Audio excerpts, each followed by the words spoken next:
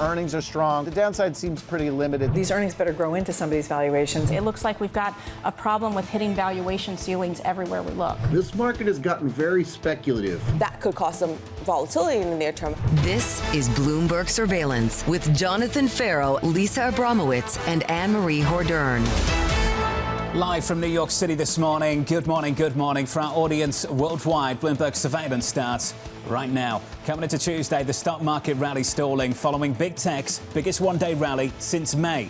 Neo-cloud firm CoreWeave is lowering its annual forecast, and Softbank Group is unloading its entire stake in tech giant Nvidia, pocketing a cool $5.8 billion. So, look, this raises a lot of questions. Softbank is often known as the company that invests at the earliest levels of tech companies. First of all, a question of why they didn't have more Softbank. But the second question is this more Nvidia, but is this a sign that Softbank is trying to get out at the top?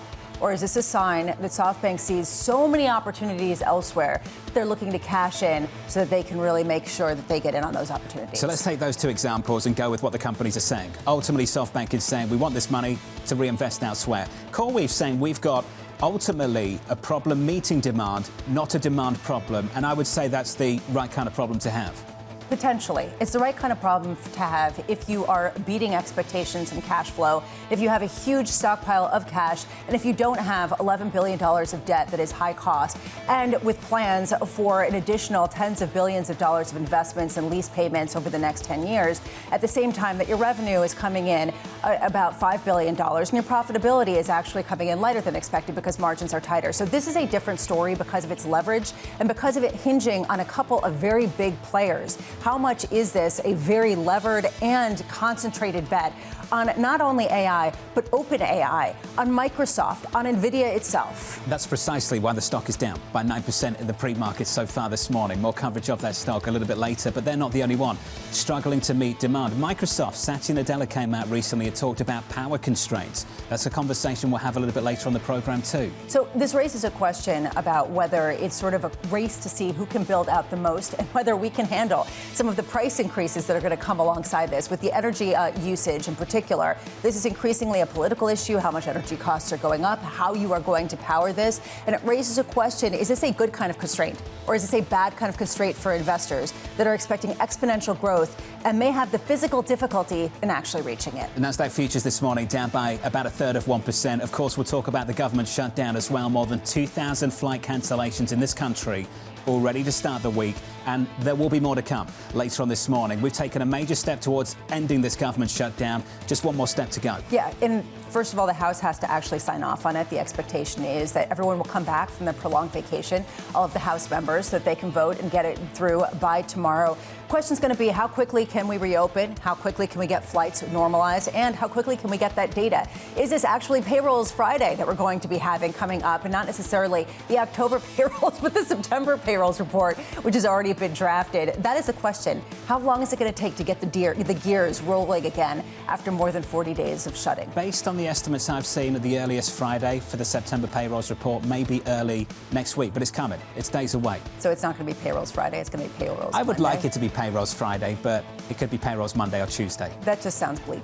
I'm sorry. Absolutely not. It's good to get back on track, Bramo. Get Okay. on board. All right, September okay. 1st, then we'll deal with October, and hopefully All we right, can get fair. November together by early December. Then it's on to the Federal Reserve a month away. If you're just tuning in, welcome to the program. Big one-day rally in yesterday's session. Slight pullback so far this Tuesday morning. Coming up this hour, we'll catch up with Tchir of Securities on the government reopening. Sheila Kahyaoglu of Jefferies as flight cancellations pile up, and Jeff Currie of Carlyle on the race for powering AI. We begin this hour with stocks edging lower after the Nasdaq posted its biggest one-day gain since May. Tchir of Academy writing, markets are rejoicing the end of the government shutdown, but none of the other issues that have been bothering the market are resolved just yet. Pete joins us now for more. Pete, good morning. Good to see you. Good morning. Let's talk about those other issues. What are they? I think you just talked about a lot of them. Was the valuation correct for AI or not, right? It feels a bit frothy. You're now seeing, mega caps move 10% on the back of earnings reports, which seems like a massive move. So I think it just shows how much uncertainty there is about whether we can pay for this. And, more and more people, I think, are questioning two things. One, will we get the electricity up on board and running in time to let this growth come out? And where does China stand on some of their own technology, right? I think it's been assumed that we are going to win this hands down, and yet the news out of China is a little bit disturbing as you see technology advancements after technology advancements. There's been a mood shift, without a doubt. Faith has been replaced by skepticism over the last few weeks or so. Do you think we're forming a sustainable negative turn in risk tolerance? You know, this time of the year, seasonality is fairly positive, so that should help. But yeah, I think there's a chance we get a significant 5 to 10% pullback. We started having that last week. Yesterday's rally was not just, I think, on the reopening. There was a lot of news over the weekend that I think encouraged people. You know, 15-year car loans, 50-year mortgages, $2,000 dividend tariff checks coming out. So I think there is this feeling, and I'm trying to adapt whether it's true or not, that this government is just going to flood the market and the consumer with money and liquidity, and that's all that matters coming into the midterms. Okay, I want to actually get into that, but before we do, just one more beat on China and the development there. Do you see another DeepSeek coming out that could potentially disrupt fundamentally the concept of what kind of resources are needed to power the AI trade? You know, I think you're seeing it almost on all fronts. They're growing their energy production very quickly, right? So they've got nuclear growing. They're working probably harder and faster on fusion than we are. Then you've had DeepSeek, but you see all these other little announcements, and what they seem to be going for is efficiency, right? And I think we've had this, that we have the best gadgets, and they're clearly the best technology, the greatest technology, has all the bells and whistles, but can people do more with less? And I think that could derail what we're heading for. I don't think it will, but that's a risk. Which is the reason why people were noticing CoreWeave and saying, okay, this is basically a levered data center bet. What are we going to understand from the returns there? When it comes to some of the stimulus and the potential checks for $2,000 early next year, the potential other benefits from some of the tax reform, how much are you expecting there to be a real reacceleration early next year that will fuel the equity rally, but also fuel inflation expectations? If you asked me 2 weeks ago, I would have said very little. I thought we were kind of, moving towards, fiscal conservativeness. We are going to use some of those dividend money the tariff money. That's real. It's, we're coming in about $30-some-odd billion a month, help pay down the deficit, or at least keep the deficit from growing slower. All of a sudden, it looks like maybe after the midterm, those elections 2 weeks ago, government's decided it's time to spend and get money out there. So I think it's a real risk, in which case I think bond yields go much higher. I think you're going to see inflation if you get these stimulus checks. You're going to see the Fed reluctant to cut. I think they'll get down to 3% just because they're on that path, especially if Moran has anything to say about it. But it's going to be hard to get 10s much below 4%, I think, under that scenario. Fed comes down to 3. 10-year bond yields go up to what? You said much higher. What's much higher? So I think for now they push up towards 430, 450, and as we get those cuts, I think you see, 2s, 10s, maybe stuck at about 100 basis points if you get that sort of cut with the stimulus. Credit to you. I remember 21, 22. You said this is real. This inflation story is real. At the time, a lot of people were going around using the T word, calling it transitory. Any differences between then and now? I would have said, I think the CPI has been overstating inflation for a while, partly because of how they calculate housing and things like that, but you're starting to see this small uptick in other metrics, Trueflation, which you have in the Bloomberg terminal. They're showing these upticks to 2.5%. I think it's been a good leading indicator. When you look at a lot of things, I think there's just this creeping level of inflation. The tariff is starting to hit a little bit. And everything, again, if we are going to get, we've been calling it, production for security, if we're really going to start building out nuclear plants, energy plants, there's going to be a lot of demand for commodities. That's going to be a big pressure on commodities. I just don't see inflation coming down to, under 2.5% in the near term. I wish we could just put a TM.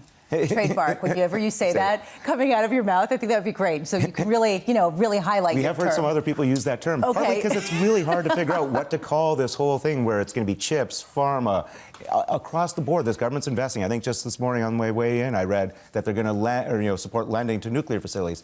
This is real. Okay, so but this is the conundrum, and this goes down to the inflation story. How long can you have this technological overlay that's very strong when paired with a consumer that is weak? And with a consumer that is pushing back. And when you talk about the inflation story, I think about some of the retailers that have talked about how much consumers are being choiceful and really not going towards some of the products that are more expensive. Their inability to raise prices more significantly. Why doesn't that give you some comfort when it comes to how quickly inflation can accelerate? Because I think the build out of this, especially the energy industry, right? We are going to have to do solar, I think. Wind, I'm not sure whether Trump will ever cave on that. I do think he'll cave on solar. We'll see that. But you're going to see nuclear. You're going to see coal-fired plants. You're going to see all this. I think the effort to build those out will just be inflationary. It's going to keep a floor on commodity prices. You're seeing things like copper stuff, all the demand for these. Until the AI data center boom kind of slows, I just don't see inflation coming down because that just drives too much of the economy. And unfortunately, it is going to keep, I've been calling it the little I-shaped economy, where you have this little dot that's doing phenomenally well, and the rest are doing somewhere between okay and maybe not so okay. So I don't like the K-shape because I think it's really isolated, the small segment, and that's what's driving all the growth. So far, we haven't seen a turn. The bond markets have been very willing to fund this. I think there's going to be a lot more debt coming into the bond market. That might put some small pressure on spreads, but the money is there to fund this. So I don't see what stops that until we get real growth questions, and all of a sudden the stocks maybe, if you get stocks pulling back 10, 15, 20%, then I think you see the slowdown. But until then, they're just going to keep growing. Pete, when does coherent ideology die in Washington, D.C.? It appears to have been replaced by some kind of fluid mix of activist populism. When did that die? I'm not sure when it died, and some of it's been this, I'll even go back to this transition, Biden was trying to help the chip industry, right? Biden, I think, saw that. We had the CHIPS Act. I think it had some flaws with that. I'm not sure how we're doing it. It doesn't have its own set of flaws, but it just feels to me there's this acceleration. What we've been talking about Academy of Securities, I think I mentioned maybe last time, we're talking about a pre-war environment. So we've shifted to a mentality that's pre-war. And the reason we're pre-war is you want to do things that defend you so that you never actually get to the state of war. And I think that's creating a sense of urgency, which we didn't really have before on anything from rare earths to critical minerals. And ultimately, I think it will create this sort of, sacrifice, that people are willing to sacrifice some things for the greater good. We're willing to sacrifice free markets at the altar of national security. I think a little bit of that. I think we're going to have to sacrifice some of the regulatory, but I think there's going to be huge fights. You're going to see certain states embrace this and say, hey, we're open for business. We will do whatever it takes to create refineries. We'll do this. Then I think you're probably going to see states like California fight tooth and nail, saying we're not willing to change our rules and regulations to have this growth. So there is going to be, I think, some friction within this country on that. But I do think that's the stage we're at as more and more people are looking at China and saying, you know what, we better take this seriously, and we might have to change how we think about life if we're going to have a really good life 10, 20, 30 years down the road, because China keeps eating our lunch in many little ways. And, again, it's so easy. 2005, right? China had almost no IP. The things they made were basically, sweatshops, and it was kind of mediocre quality. Circa 2025, it's robotics everywhere, really high quality stuff, and things, the IP scales are much more even, and somewheres they're leading. Other ways, we're still leading, so it's not like we've lost by any stretch of the imagination, but the world has changed in 20 years, and we have to prevent that from keeping on that path. They didn't hide it. They literally called it made in China and put a year on. Yeah. They told you the date. And, I think Spider Marx, again, has always talked about China, its entire history, always tells you what they're going to do. They march in plain sight, and everyone just chose to ignore it. I think we kept thinking, eventually they'll want to be like us. They never wanted to be like us. They don't want to. And I think as that realization hits, okay, how do we deal with a China who has their own agenda? We know what their agenda is, and how can we be competitive, still work with them? But, Pete, does that mean we become more like them?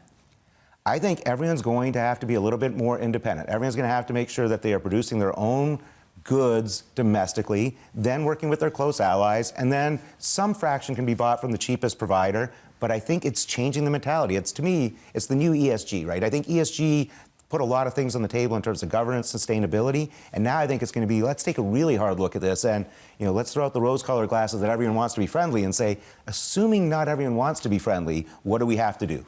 Pete, it's good to see you. You're going to stick with us. Peter Tchir of Academy. If you're just joining us, equity futures down by close to 0.2% on the S&P 500. With an update on stories worldwide with your Bloomberg brief, here's Vonnie Quinn. Hey, Vonnie. Hey, John. Good morning. The longest government shutdown in U.S. history could end as soon as tomorrow. The Senate passed a temporary funding measure that would keep most of the government open through January 30th and the rest through the end of September. Now that measure heads to the House, where lawmakers are expected to take it up tomorrow. President Trump says he's close to a trade deal with India. The U.S. raised tariffs on many Indian goods to 50% earlier this year, in part to pressure New Delhi to stop buying Russian oil. Indian refiners have begun scaling back purchases from Moscow after President Trump sanctioned Russia's two largest producers last month. Shares of CoreWeave are trading lower in the pre-market. The company cut its annual revenue forecast due to a delay in fulfilling a customer contract. CoreWeave citing temporary delays due to a third-party data center developer. Shares of CoreWeave are up more than 160% since it went public just in March. And that is your Bloomberg Brief. John. Hey, Vonnie, thank you. More from Vonnie later on this hour. Up next on the programme, ending the government shutdown. After 40 days of wandering in the wilderness and making the American people suffer needlessly, our long national nightmare is finally coming to an end. The reality is America is too expensive. That's why Democrats have been waging this fight and will continue to wage this fight. A conversation up next with Bloomberg's Mike Shepard, live from New York City this morning. Good morning.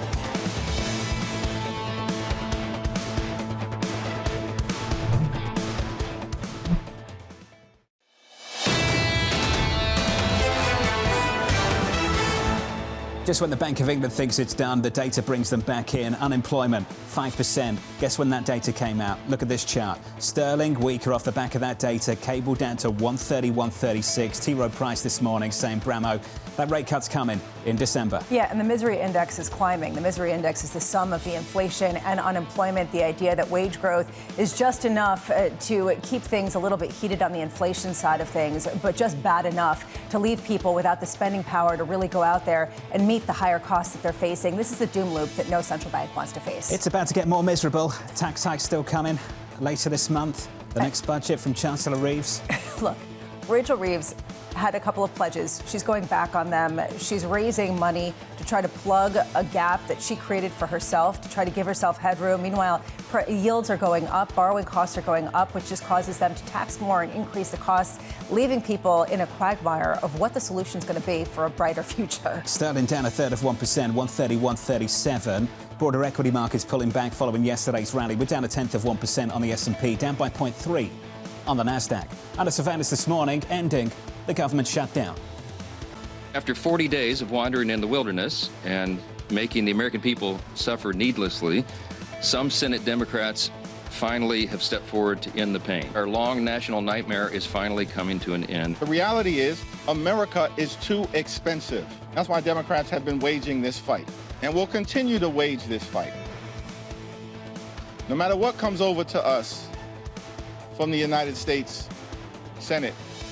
So here's the latest this morning. The Senate passing legislation to end the government shutdown with support from a handful of Democrats. The bill now heading to the Republican-controlled House. Joining us now is Bloomberg's Mike Shepard. Shep, just walk us through the progress we've made in the last 24 hours and the sequence of things over the next 24. Well, we saw the Senate reach a breakthrough last night, John, with the chamber voting 60-40 to pass this interim spending measure that'll keep most of the government open at least through January 30th. And then we saw as part of that 8 moderate Democrats conceding, in essence, joining Republicans in passing this measure. And that concession really infuriated members across the party and really raised questions, as you heard from Hakeem Jefferies, about where they would go from here. But as far as this bill is concerned, it is now in the hands of the U.S. House. They expect to vote sometime tomorrow. The exact timing of when they would take it up is unclear, but Mike Johnson is expecting it to pass. President Donald Trump has signaled his support for it and is expected to sign it as soon as it hits his desk. Republicans, as you heard from Mike Johnson, are trying to cast this as a victory. They are saying that they prevailed, holding out against the Democratic holdouts and looking at it as a victory. Meanwhile, for Democrats, they are regrouping now and trying to figure out how to rebound from this loss. Now, the question of timing, John, is an interesting one because House members have not been in Washington really since the end of September. They took their last vote on September 19th, and they have to get back to town. And part of their return could be impeded by some of the disruption to air travel that we have seen caused by the shutdown. So we'll have to watch that as a question of timing. And another thing we're going to have to watch is, as I said, not all of the government will be funded through the end of the fiscal year in September. Most of it, in fact, is only funded through January 30th. And that tees us up for another potential showdown over spending as soon as we get into the new year, John. Hey, Shep, it's good to see you. We'll catch up with you a little bit later this morning. Mike Shepard there, down in Washington, D.C. Peter Tchir of Academy still with us. Pete, this language coming from Congressman Jefferies. America's too expensive. That's why Democrats have been waging this fight, will continue to wage this fight. You touched on it. What's that fight look like in 2026?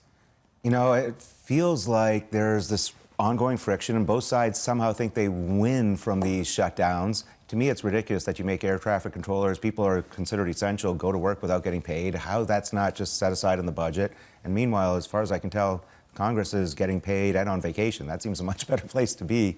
And I think there's going to have to be a rethink about some of this. Like, I think our military, anyone who's deemed essential, I don't see why their pay should be cut or, held back. Yes, they get it eventually, but why? It seems like a silly way to run a country. This does feel like a vibe shift, though, over the past month when it comes to the political landscape, with a focus on cost of living and a look for quick fixes to try to offset the near-term pain. How much is that factoring into your view of markets, your view of the deficit, and any kind of reluctance to address it? That's why I'm a little bit bearish on yields. I think, I've been fairly bullish. We got down to 4% on 10s. I think we go back to 4.30, maybe 4.40 on 10s because this persistent inflation. And there does seem that there's this potential that we'll get some sort of stimulus, that there's something, in the works to kind of goose this economy even more than it's already, being goosed. It's kind of so awkward. At one point, we're talking about the need to help the economy. The other second, we're talking about all-time highs on stocks. So we're in this very unusual thing.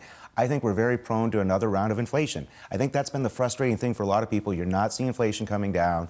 And I think the biggest bite, and this one's really hard, I think politicians are just adapting to it, it's about electricity prices, right? That's really what's driving. It sits on everyone's, you get your monthly bill. Wow, my electricity prices keep going up. I don't understand where they're going up. There's clearly demand for more and more electricity.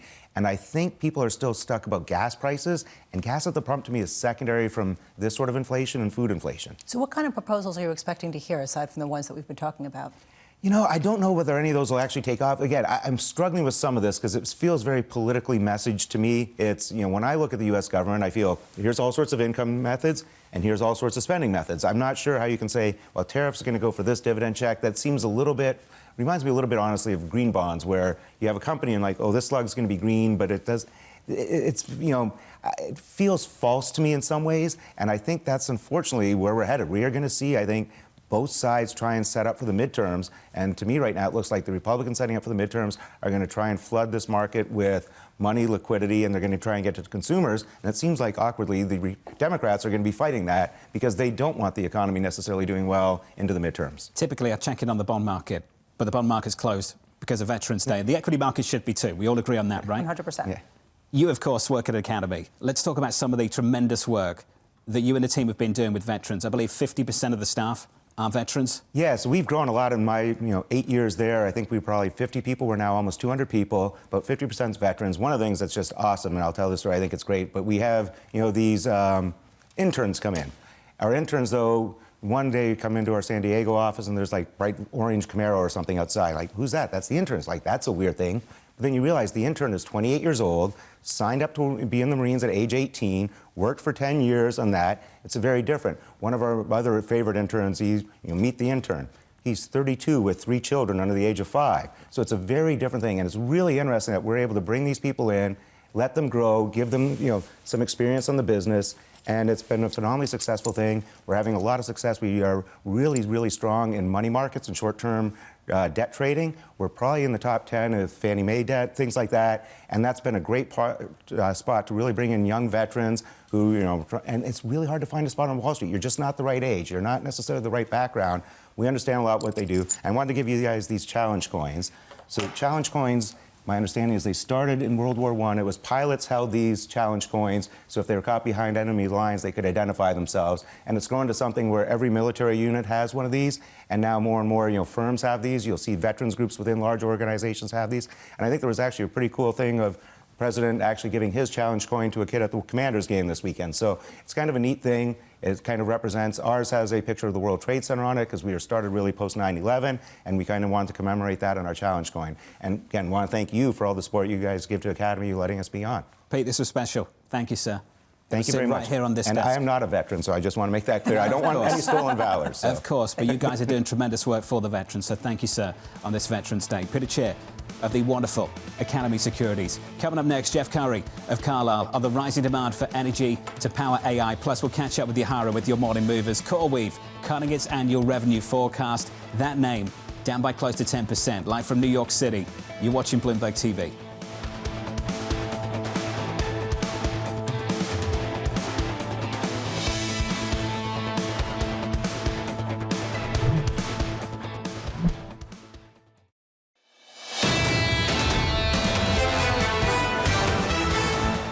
Kicking off the trading week with a decent day of gains in yesterday's session. This morning, pulling back just a touch. We're down by 0.2% on the S&P. We're down by a third on the Nasdaq 100.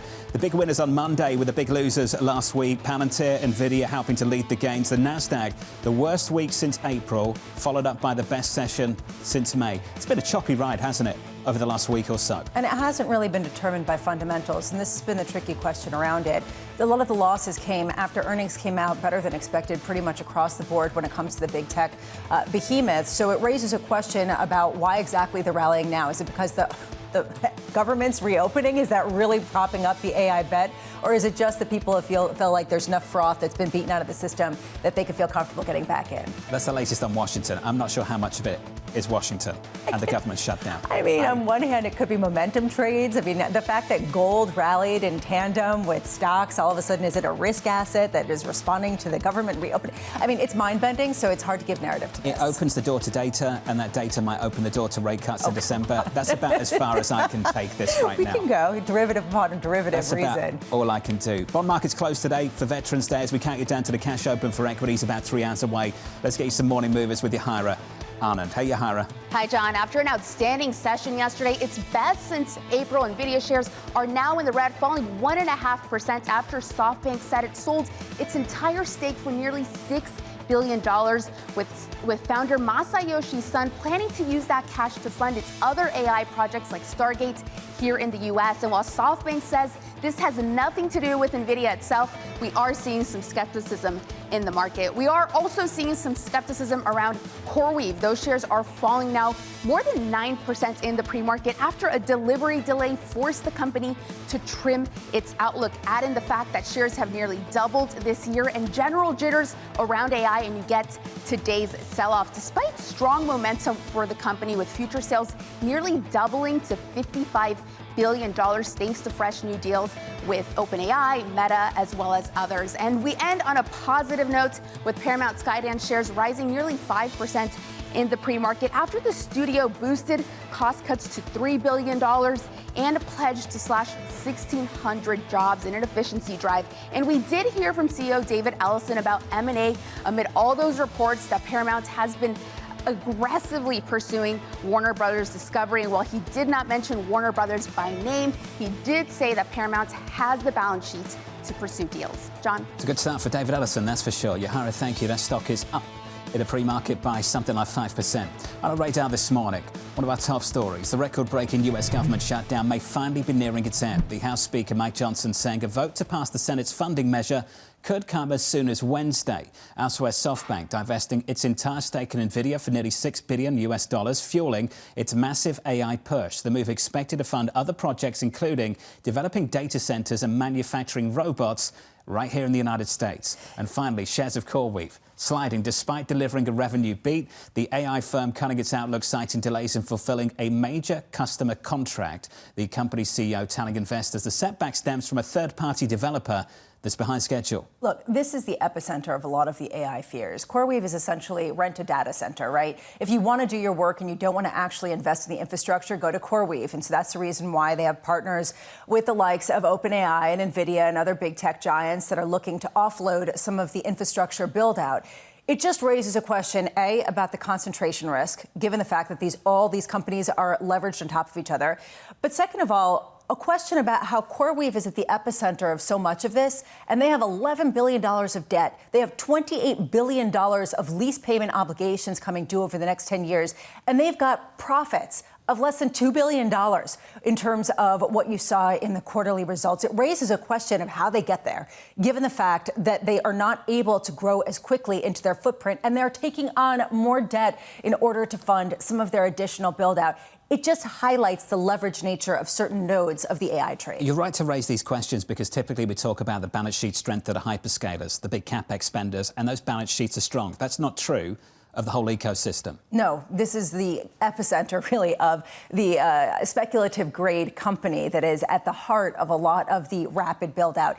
When you talk to people who are actually using some of these generative AI models and they're looking for something like CoreWeave, they're shifting from the cheapest one to the cheapest one, and they're racing, and they haven't determined who the winner is yet. So it's a big race to lower prices on one side, crimping margins, which you saw from CoreWeave, at the same time building out as much capacity as you can to meet all of the demand. It is a difficult recipe. You add on what Tchir was talking about, the potential for China to come up with an efficiency, a DeepSeek moment. It raises a question, where is the overbuild? And are we missing something about how far this can go? CoreWeave in the pre-market down by close to 10%. Let's stick with tech. Limited power capacity creating major hurdles for meeting AI demand, including in Nvidia's hometown of Santa Clara, California. Data centers there may stand empty for years, awaiting electricity supply. A man who tracks all of this, Jeff Currie. He's the Chief Strategy Officer for Energy Pathways at Carlyle, and he joins us now for more. Jeff, it has been too long, my friend. Welcome back to the programme, Yes. sir. It's good to catch up with you. Jeff, let's just talk about this. I know you're tracking it, energy constraints. We were hoping that maybe this is something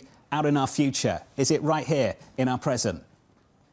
Oh, it's right here in our present. You know, there's discussion around data centers. You know, you take gas, you know, the constraint on there is gas turbines. It's grid. Grid is copper. We look at what's going on in the oil market this morning.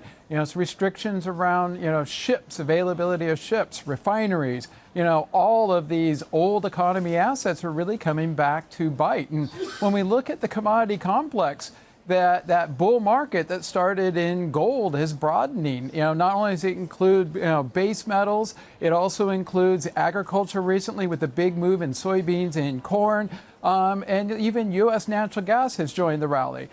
So I think the one big laggard is crude oil. We can talk about that later. But I think when we look at the broader commodity complex, and the equal weighted GSCI is up 25% this year. So these physical constraints, they're biting. Jeff, as you know, we went through an energy bust a decade ago. We did the same thing with other commodities as well. Anything tied to China went through a bust, and it brought a lot of discipline to some of the miners out there, the Rios, the BHP. They shifted from volume to value. Jeff, as they did that over the last decade or so, what have we built up to? Just how underinvested are we in the whole commodity complex? Well, when we look at the growth in like copper, we're within a year or so of being in peak supply there. We look at across even like gold. Gold cannot keep up with the demand that's coming out of the central banks. We look at crude oil. There's no investment on a horizon beyond of March of next year for upstream. In fact, the point I like to say is, we look at all of the new major projects in oil. There's zero that are available beginning next year in non-OPEC. But I think your point here, that focus on returning value to shareholders, not overspending, is now creating a deficit in the availability of supply.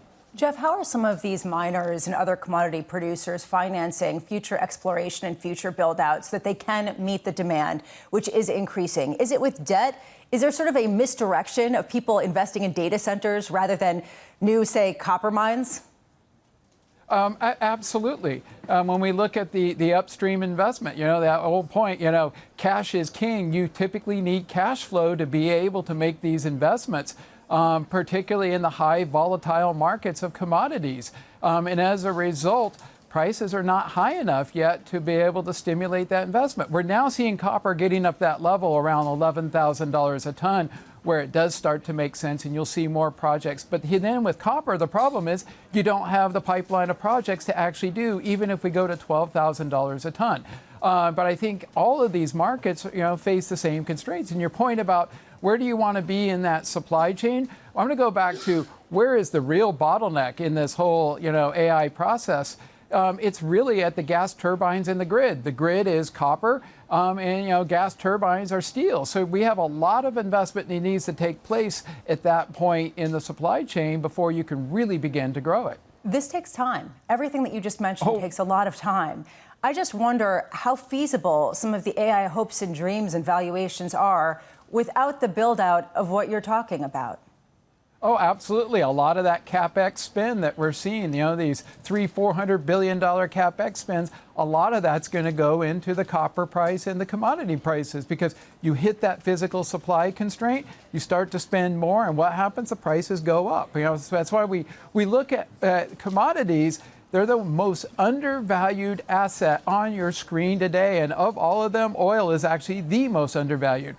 So what will likely happen here is that we'll see these commodity prices rise as the demand begins to increase. And in base metals, we're already witnessing it. And in precious metals, we're already witnessing it. So this is going to be a continuous feature, not only this year, but by the way, you look at a chart of commodities in copper, and you take it all the way back to 2020, you had that spike in Ukraine, but it's just an upward trend in prices. You go from $5,000 all the way to around $11,000. So I think this is that broader super cycle. We're witnessing it in metals, and we're going to see a continuation of it throughout this decade. So, Jeff, let's talk about some numbers. As you say, copper in London's already close to 11K. Crude's down in the 60s. What are you expecting to see in the next 12, 18 months?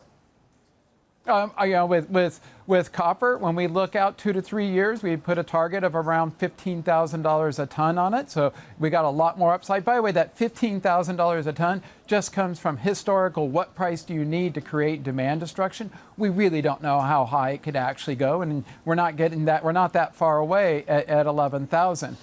So again, and I think with crude oil, the one thing we're seeing right now is refined product prices have dislocated to the upside relative to crude. That means you're struggling against refining capacity.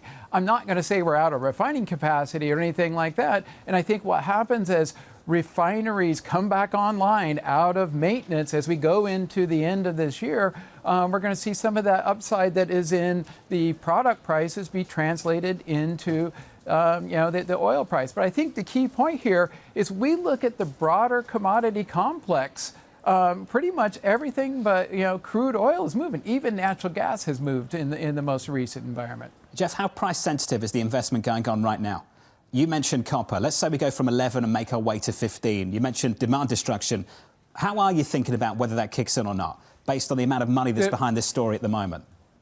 When we look at the demand destruction, it's a physical thing. It's not a price thing. And so when you think about it, bringing on a new copper mine is a 10 to 12 year proposition. We're not going to create supply tomorrow. So what you have to ask is, if you can't bring on the new supply, what price level do you need that they'll substitute into aluminium or some other type of commodity? And that's where we come up with that $15,000 a ton price level. But we don't really know until you actually get there. What are the other factors? Where's the dollar at that point in time? Overall economic GDP? It could be substantially higher than that. I would argue the risk here are significantly to the upside, given the size of the CapEx spend going on the AI side. Just quickly here, Jeff, what's the best way to get in on this? The raw materials, the equities of commodity companies, or the debt related to this build out? Oh, the debt I would put off to the side. Where I would be focusing on is the raw materials. When we think about the absolute lever to the upside, if you own the commodities, but they're much more volatile. The way I like to think about it is the commodities themselves. You're playing that very front end spot price. With the company and the equities that produce these things, you're playing that longer term price. The way I like to think about it is those companies price inflation expectations. Well, when we think about the commodities themselves, they're pricing that spot, the unanticipated move in the commodity prices. So what it would argue, own a little bit of both. Own some of the commodity equities. They give you that long-term price, while owning the commodity will give you that, that near-term unexpected upward surprise in prices. Jeff, this was thoughtful. Let's do it again soon. It's good to see you, buddy, as always. Great. Jeff Currie of Carlyle. Thank you very much. Thank you. Talking about a move on copper from 11K, close to 11K, towards 15. This, to me, is the ultimate question going forward. Can the commodity side of the world keep up with the infrastructure demands behind some of the AI bet and the other kind of build-outs that we've heard from a lot of different companies and countries? If it can't, what does that mean about costs, and what kind of inflationary input is that? What's it going to take to shake the discipline of some of these miners? The story used to be, give them $1, they'll dig a hole. That story changed a long, long time ago. It also raises a question of how they get that dollar. are they going to get it through equity financing or are they going to get it through debt financing? Jeff Currie doesn't want to be part of the debt financing, but everybody else is part of the debt financing. So how much does this have to be a new wave of leverage that gets built into the physical world? The copper right now positive by about 1/3%. If you are just catching up with us, equities down by 0.2% following yesterday's big gain. Let's give you an update on stories worldwide with your Bloomberg Brief. Let's cross over to Vonnie Quinn for more. Hey, Vonnie. Hey, John, thank you. Switzerland close to securing a 15% tariff on its exports to the US. Sources telling us here at Bloomberg that a deal could be finalized within the next 2 weeks. A tariff deal would be a relief for Switzerland after Washington hit it with a 39% levy in August. Meta shares falling in the pre-market. The Financial Times reporting the company's chief AI scientist is planning to leave and create his own startup. The move comes as Meta founder and CEO Mark Zuckerberg is shaking up the company's AI strategy in order to keep up with rivals such as OpenAI and Google. And Apple is delaying the release of next year's version of the iPhone Air. According to the information, the delay comes after its first model sold below expectations. Although the length of the delay remains uncertain, the product won't be released in the fall of 2026 as previously planned. And that's your Bloomberg Brief. John. Vonnie, thank you. Not sounding well. Did my channel checks. You go into the store, and I'm talking about the Verizons, the AT&Ts of this world, and the first thing they'll tell you is that the battery is not as good and the camera isn't either. I knew that's where you were yesterday. They're like pushing you towards talking, doing channel checks the of iPhone iPhone Pro. Air. I'm always checking it. Yeah, I know. I think it's great. It Seeing means how that things are going. It means you're actually looking for an iPhone upgrade. So that's actually bullish for Apple. But I digress. Channel checks, Bramo. Oh yeah, that's right. For everybody else, equity futures on the S&P down by 0.2%. Up next on the program, restaffing the skies. We should not have had people leaving their jobs. I want to reward the people that showed up without a lot of nonsense. A lot of people are getting through. I think the people are going to start showing up. A conversation up next with Sheila, Kahyaoglu of Jefferies. Live from New York City, you're watching Bloomberg TV.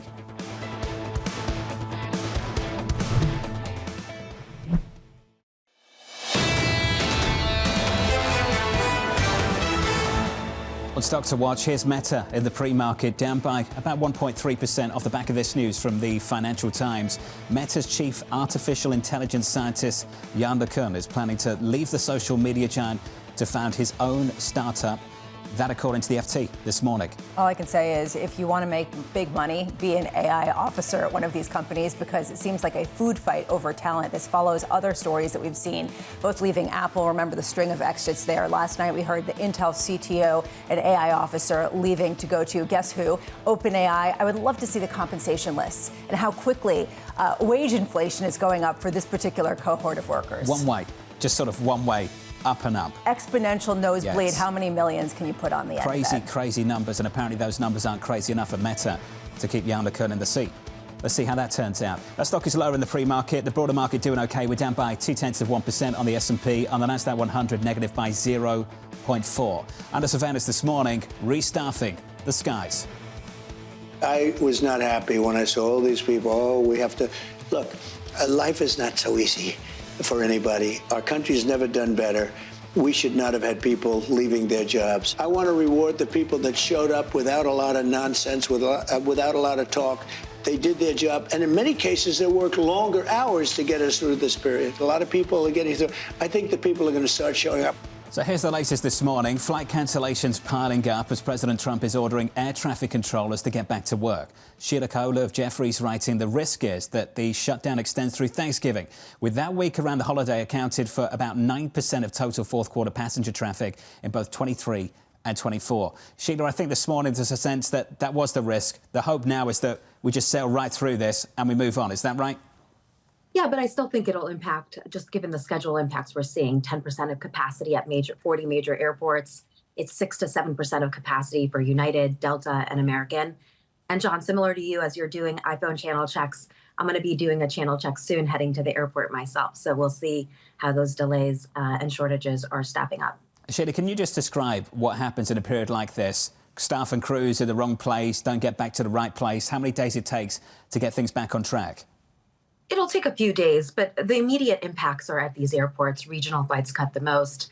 And in terms of flights, we'll see, certain more non-profitable routes being cut. But I think, of course, it'll impact the profitability of the airlines who are seeing an improvement in Q3 and are doing a little bit better. So in general, it's very difficult for air traffic controllers to come to work. It's difficult for the traveling public. And of course, it impacts the airlines, the schedules, what sort of aircrafts they're using where, as there's, 10% cancellations in some cases. Sheila, let's say the government reopens tomorrow, or at least the vote to reopen the government takes place tomorrow. How long do you expect it to take before there is normalcy when it comes to flight patterns?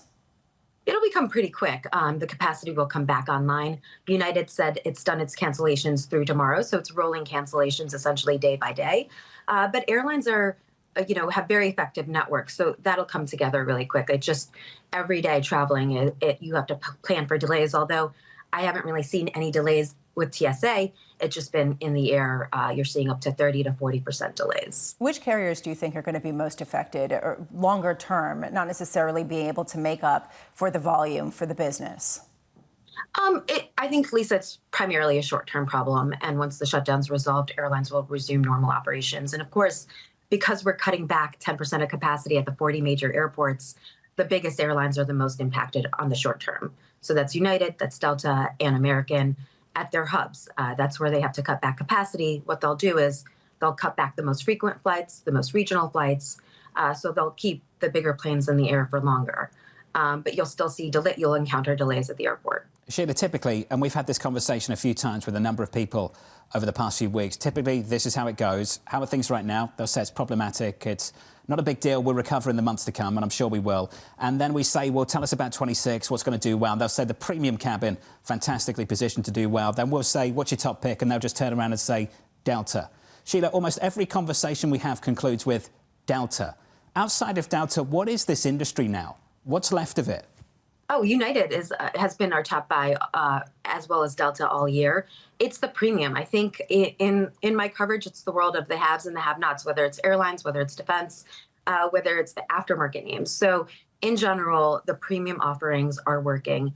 That's where you're seeing pricing go up. The main cabin is still deflationary, which is quite remarkable. Price down year over year in 25 after 24 being down. And that's really what drives the outperformance of United and Delta relative to the other two. American and Southwest are sort of stuck in their price ranges, unable to move, and they both have strategies. American's going into the wide body, increasing their wide body seats, increasing their Atlantic flights. And then Southwest, as we know, has Elliott involved and has a major overhaul of its strategy, assigned seating, extra legroom, essentially changing who the airline is. But it can't change where it flies, and that's part of the problem. Well, what do you think needs to change to make the rest of the industry work outside of Delta and a sprinkle of United Airlines? Less capacity, more interesting flights. United announced an expansion to 5 direct flights into Europe that we haven't seen before. It's less of a aggressive move than their previous flight last year to Nuuk, Greenland, but it is 5 new Atlantic routes that didn't exist directly from the U.S. market. What we see from the low-cost carriers is continued flights into Florida and the Caribbean. That market becomes saturated, pricing continues to be lower, and it doesn't end well for profitability for them. And also rising costs. A lot of the airlines have had labor agreements that increases their costs, so revenues aren't going up and costs are going up, and that's creating a bad environment for them. Sheila, always good to see you. Thanks for the update. Sheila Coley there of Jefferies. Good luck at the airport, of course, and to everybody else attempting to travel later on this morning. It's always Delta and maybe, as you heard there, a little bit of United Airlines. Yeah, and have you ever gotten one of those surveys? What interesting place would you like to fly to? Tell us, and then maybe we'll make it happen. That's kind of what she was responding to. Want a direct flight from JFK to Puglia. Okay, thank you. On Delta Airlines. That's my request. I'm glad that we got this in. I'll write that in every time. Yes, there we go. And if you Mitch calls, 5 to 10% is the answer. All right. Coming up next, Dan Skelly of Morgan Stanley, Henrietta Treyz of Veda Partners, Heath Terry of Citi, Subadra Rajappa of Societe. The second hour of Bloomberg Surveillance next.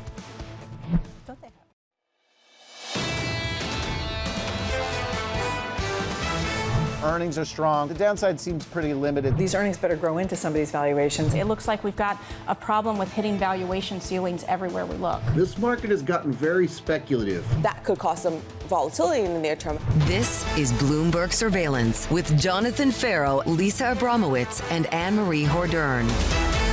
Quite a choppy ride over the last week or so. Live from New York City this morning. Good morning, good morning. For our audience worldwide, the second hour of Bloomberg Surveillance starts right now. Your scores look like this. Equity futures pulling back by just 0.2% on the S&P. Last week, a week of losses. Yesterday, a big day of gains. On the Nasdaq, the worst week since April, followed up by the best day since May. On the Nasdaq 100 this morning, we're down by a third of 1%. And look to these two names right here. Nvidia, Softbank, unloading its stake in the tech giant. That name is down by 1.4%. And some problems at CoreWeave. Lisa articulating them well. That stock down by 10% this morning. Look, even if you did get gains yesterday, there still is this existential fear that we're at the top in terms of valuations, that maybe the hopes go beyond some of the actual capabilities in real time that AI can deliver. That seems to be the story that we saw from CoreWeave in terms of just how quickly they can build out what people are demanding in terms of their data centers, the rented data center kind of a location. And then when it comes to Nvidia, SoftBank unloading now their stake for a $5.6 to $5.8 billion profit.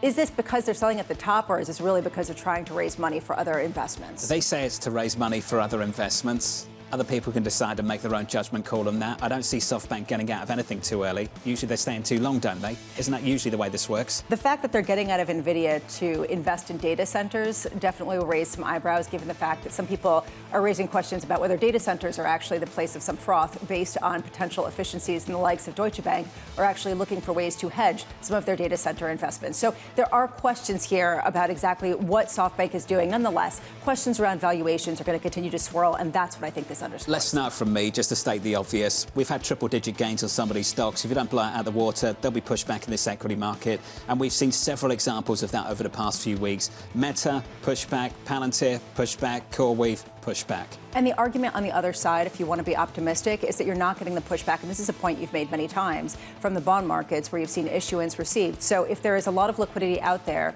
and a lot of willingness to finance some kind of build out by these companies, at what point can you say, well, it's going to collapse in some heaping pile of dust? This is the reason why people are nervous, but at the same time, they're still investing. Cliff Asness of AQR yesterday on Bloomberg Television really talking about that, saying, you know, it's not yet a bubble. Yeah, it makes them nervous, but it's not really ready to explode. Greg Battle of BNP Paribas, I think, presented it well on the programme yesterday.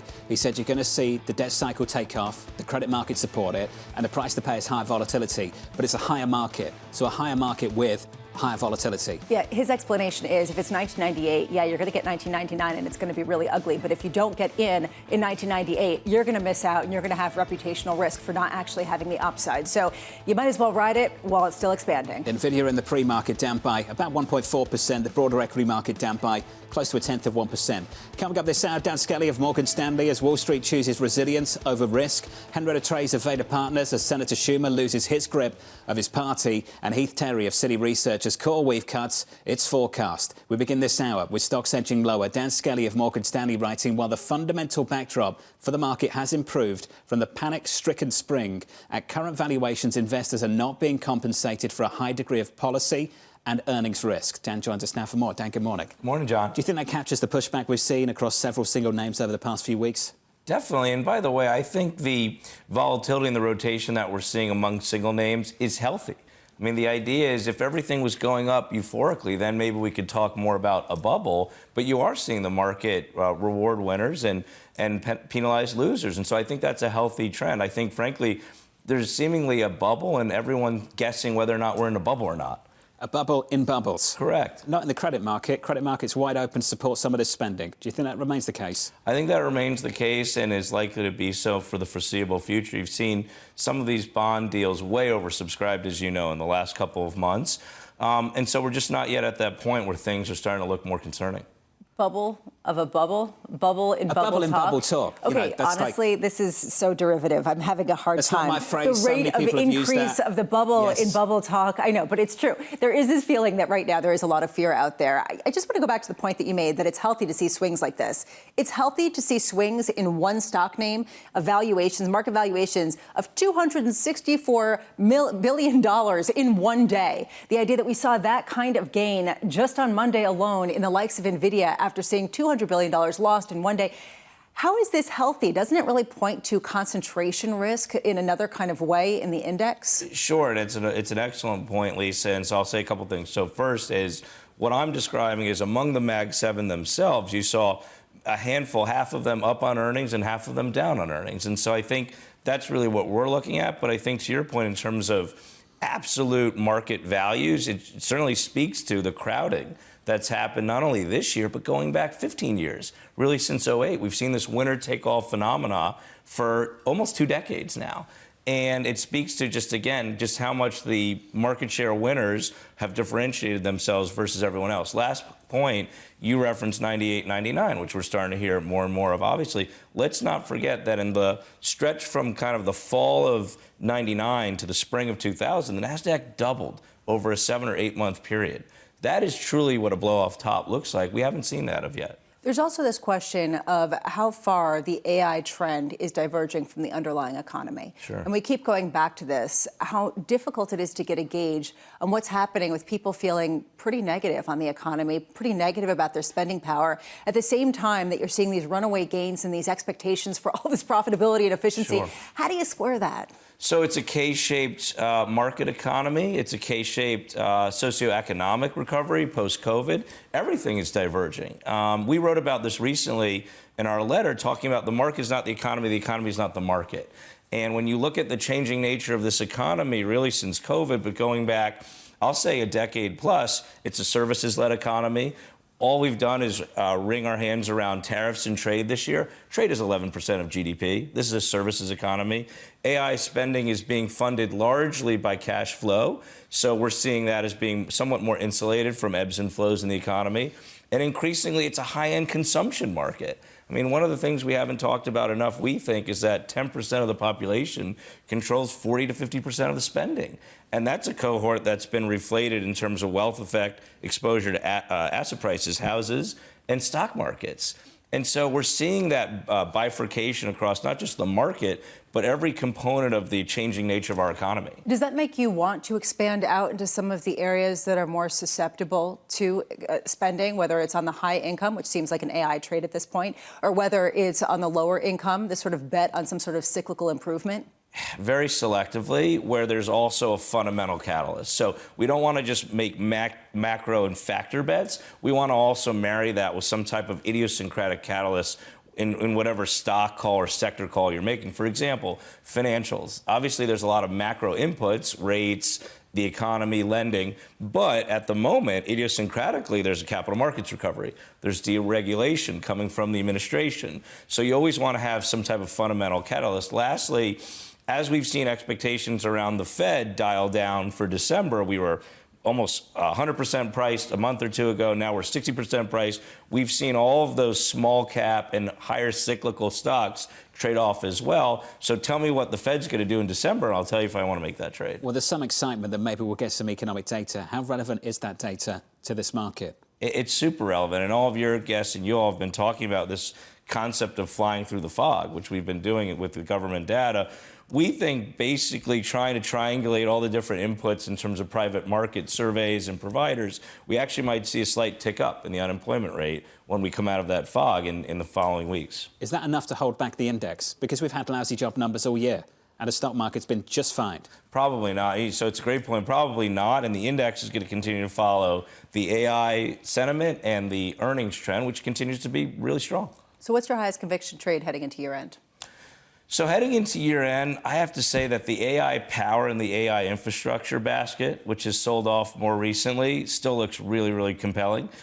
We came into this year expecting capital spend to be $300 billion. It's tracking towards $500 billion. But in terms of what we heard from the tech players over the last month, we're going to look at maybe $700 billion going into next year. So if you think downstream in terms of all the industrial power and different utility components, we think that trade still looks really compelling. And it's come off a little bit off the highs. Dan Skelly of Morgan Stanley. Dan, it's good to see you. Likewise. Thank you, sir.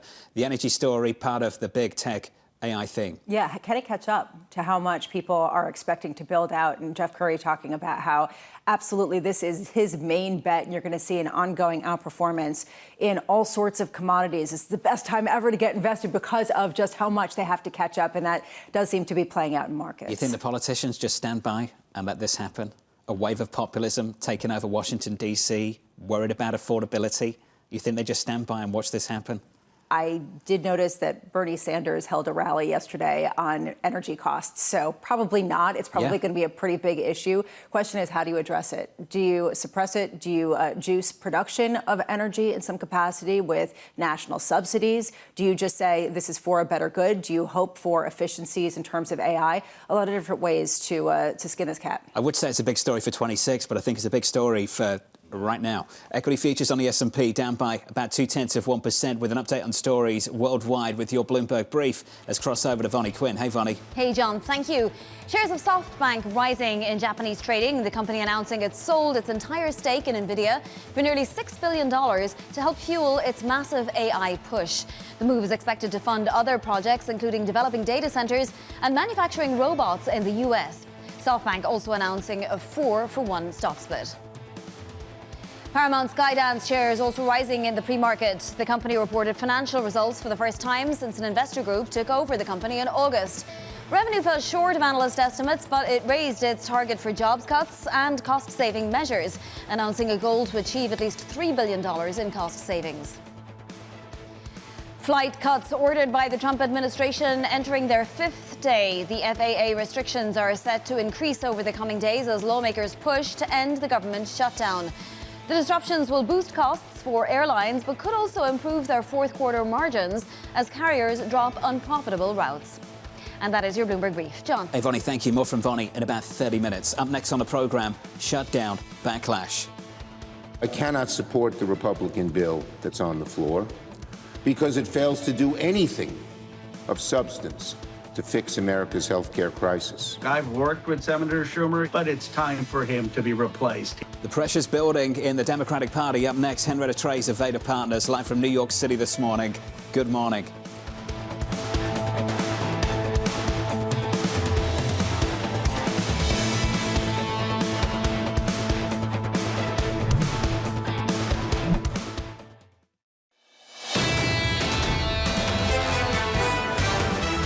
Live from New York City, welcome to the programme. A tone of things for you so far. Quick snapshot of the market. Equities down by about 0.2% on the S&P. On the Nasdaq 100, down by 0.3. Under surveillance this morning, shutdown, backlash. I cannot support the Republican bill that's on the floor because it fails to do anything of substance to fix America's health care crisis. When people's out-of-pocket costs double or triple, very soon Americans will know Republicans made it happen. This deal would never have happened if he had not blessed it. I've worked with Senator Schumer, but it's time for him to be replaced. He is not meeting the moment. He's out of touch with where the party's base is. So here's the latest this morning. An increasing number of Democratic lawmakers calling for Senate Minority Leader Chuck Schumer to step aside after failing to stop members of his party from agreeing to a Republican deal to reopen the government. Bloomberg's Mike Shepard is tracking a story. Shep, Congressman Ro Khanna, this deal would never have happened if he had not blessed it. What do you make of that statement? Well, they are pointing the fingers very clearly at their leader in the U.S. Senate for somehow either blessing the deal, allowing it to go through, or at least failing to keep his caucus in line and holding the line against what the party had cast as a Republican-generated shutdown by refusing to negotiate on the health care subsidies that were at issue and that the Democratic Party had staked their shutdown fight on. They really wanted to ensure that those Obamacare subsidies got a vote and were preserved and restored next year. They're set to expire in December, but they didn't even get that as a concession in exchange for their agreement to vote with the Republicans yesterday.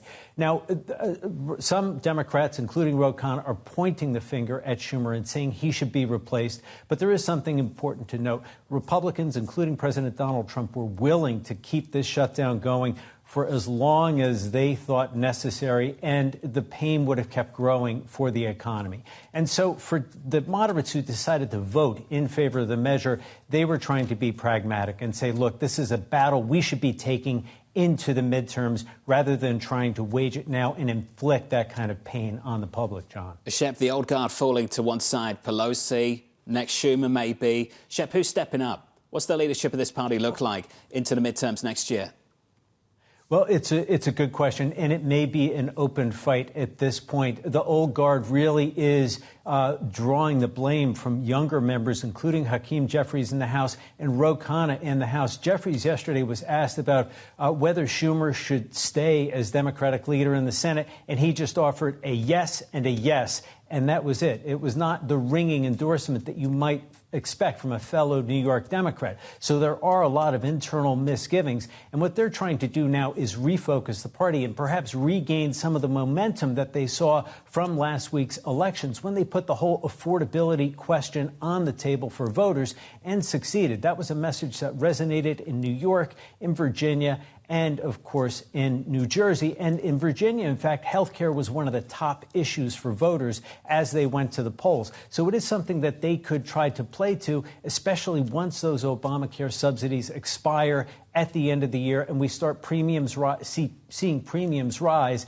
and seeing voters start to look for who to blame on this. Shep, it's good to see you. As always, Michael Shepard there down in Washington. Joining us now, Henrietta Treyz of Veda Partners. Henrietta, a reality check for politicians in Washington. They've had two already. They had one 12 months ago in the General. The general public weren't happy with affordability, the cost of living in this country, and looked to Republicans to try and fix it. And they're willing to vote for whoever is going to come out with a good idea. And their ideology is not cemented. It's not fixed. They'll shift from one party to another with ease. You and I have talked about that. How do you think that sets us up for the midterms next year? Yeah, I mean, that's exactly what last Tuesday's election showed. It wasn't just that Democrats came out. The exit polling shows that it was Trump voters who went for him in 2024 who swung right back to the Democratic Party this cycle. And that's a combination of the president's economic policies more than anything else. And so what Democrats have done here with this shutdown is not keep an eye on affordability, which was, of course, the talking point of the Tuesday elections, but the inflation, grocery prices, healthcare prices. I mean, I'll be honest, you guys know I don't like healthcare. Even I know now that the insurance premiums for people over the age of 60 are going to increase $919 as a result of not extending these ACA subsidies. And we just spent 41 days saying that back to back. We're going to have a vote on it in December, and we'll do it again in January. So I think that for the Democrats, just keeping this message alive is outside of the Beltway, sending the message that has just won an election and looks like it'll be a repeat of 2018 based off what we're seeing in the polling. To build on that, Henrietta, do you think that this shutdown was futile for the Democrats, or do you think that it actually yielded some political benefits?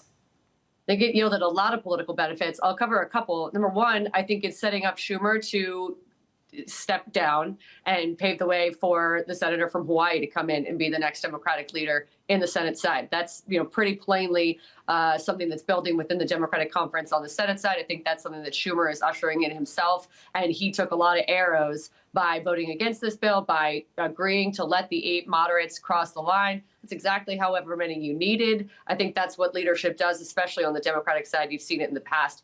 Joe Biden just did it last year.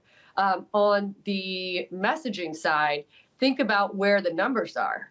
President Trump's approval rating has cut again in half. He went from -7 to -13 in the polling averages just since October. And on the congressional ballot in generic polling, the Democrats went from +1 in the generic ballot on October 1st to +4 now. That's enough to get you the midterm House elections, and that's the goal of leadership. There's a lot of time between now and the midterms, and it really includes the beginning part of next year when we could potentially get tax rebates. You can call them the tariff dividend. You can call them whatever you want, but a lot of people are expecting more money in people's pockets come January and February. How much do you expect that to really skew things the other direction, back toward the Republicans heading into the midterms? I mean, why do you need a $2,000 rebate? What's the problem? Is the inflation still rising? Is affordability still a problem? Didn't we just pass a one big beautiful bill with $3.5 trillion of deficit increases? Why do we need a $2,000 dividend check that, by the way, will not be paid for by tariffs because the tariffs don't bring in that kind of revenue? In the 2000 CARES Act, when we passed the exact same kind of rebate check Trump is talking about right now, it cost $292 billion. The tariffs have brought in $89 billion. If we give $2,000 to every, eligible American, that's a $400 billion spending provision. So you're going to increase the deficit to provide tax cuts to Americans who are suffering from inflation because of tariffs. I don't think that's a winning message. At a time when there's a question mark over the policy itself and whether it withstands the scrutiny of the Supreme Court in the coming month as well, Henrietta, Exactly. where do they have space to offer some kind of giveaways and change policy?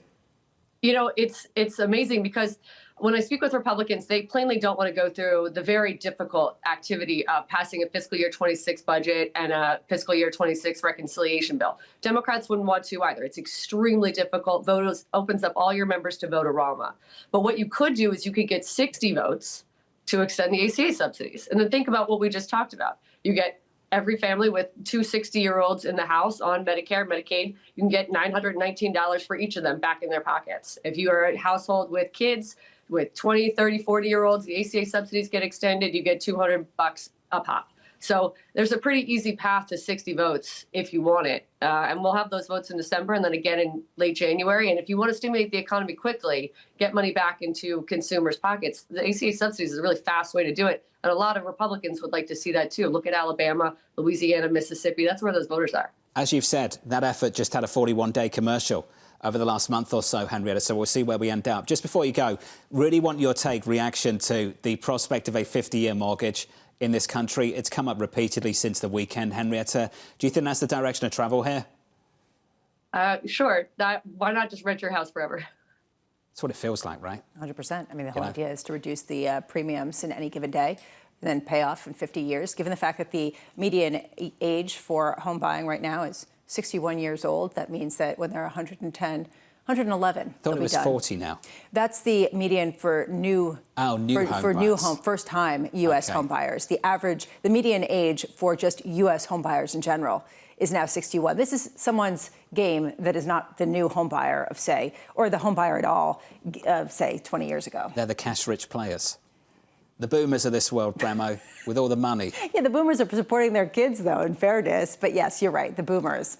How could you? They bought their houses for a bag of beans. I mean, come on. But this is the whole point, right? You need to have some sort of reset in the housing market. You need prices to come down. Prices have to come down. So if prices don't come down, if you just keep inflating them, the affordability just gets worse. That's the whole point. It's been a problem for decades. They don't want prices to go down. Why don't they want prices to go down? Because the people that vote for them, the boomers, ultimately don't want the value of their houses to come down. But this is what happened with the auto loans, right? We saw 10-year auto loans. Auto prices went up, so people had to take out more loans. This is the same kind of thing with a 50-year mortgage. How much is that actually going to help things? And oh, yeah, by the way, about a third of the CPI input is from housing costs. So imagine that any increase there will just feed into the perceptions of inflation.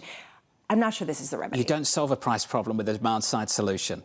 I just don't know why they don't understand this, but politicians, I think, do get it. And ultimately, what they get is they need these people to come out and vote for them all the time, every single year. So they keep doing the same thing. Demand-side solution, demand-side solution. Housing is their ticket to get re-elected. Has been for a long time. I love the idea, though, that Henrietta Treyz just said, which is basically rent your house forever. It's essentially what you're saying, because ultimately, either you're going to stay there forever or you're hoping to flip it at a higher price, and then we're back to, 2005. Henrietta, appreciate your time. Henrietta Treyz there, Veda Partners. Nobody wants to go back to that era in the housing market of 20 years ago. Coming up on the programme, we'll catch up with Heath of Citi Research as CoreWeave cuts its revenue forecast. Plus, Yahara's coming back to give you your morning movers. Shares of crypto exchange Gemini sinking after posting a wider-than-expected loss. That name is down by 9%. For the broader market, equity futures doing OK. We're down by about 0.2% on the S&P 500. A monster rally to start the trading week on the Nasdaq yesterday. More than 2%, a 2% plus gain on the Nasdaq 100. The biggest one-day rally going back to May, following the worst week for the Nasdaq since early April. It has been a choppy ride over the last week or so. From New York City, you're watching Bloomberg TV.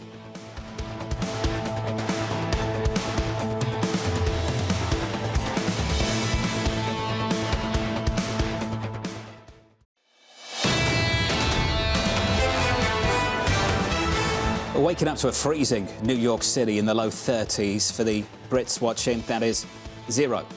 Freezing Brano in New York City, the start of winter. Yeah, and actually, my youngest son last night was saying, look, it feels like it's 20. It's going to be so cold. So, yes, wear a jacket today. We are actually in winter, and it is snowing in Chicago and upstate. And so this is going to be what we experience this year. Just on the airlines and the amount of cancellations we saw over the weekend, there was some discussion of how much of that was weather-related and how much of it was related to the government shutdown? Well, when you take a look at Chicago in particular and O'Hare, you see the level of cancellation far above what you're seeing in other major airports in New York City, for example, and other hubs. So, yes, it does seem like there is some sort of snow-related cancellations. Nonetheless, if you do have the transportation secretary coming out and mandating a cap on how much volume there is, that's going to have ramifications and ripple effects. That was for anyone out there looking to sponsor the weather segment right here on Bloomberg Surveillance. I will 100% do it. Yeah? You up I there? did it in Fargo, North Dakota for a while. Did you? You did the weather? Yeah. On TV? No. It No. was. I would In write print. articles for a month straight about, yes, it's still negative 30 today. It's cold out there. Go. Anyway, I digress. That works. Didn't Bob Iger do that back in the day? I don't know. I was 21. Yeah. Anyway, let's move on. All right, we can move on. People want more, though, don't you? You're going to Google the articles that Bramo used to write on the weather. They're not even on the internet Are they? anymore. Oh, but they were it's actually that way really back. fun. But I'll be honest, there were some great ones about, lip balm sales flying off the shelves. I mean, Nice. you got to really dig deep. This is when print truly was print. All right.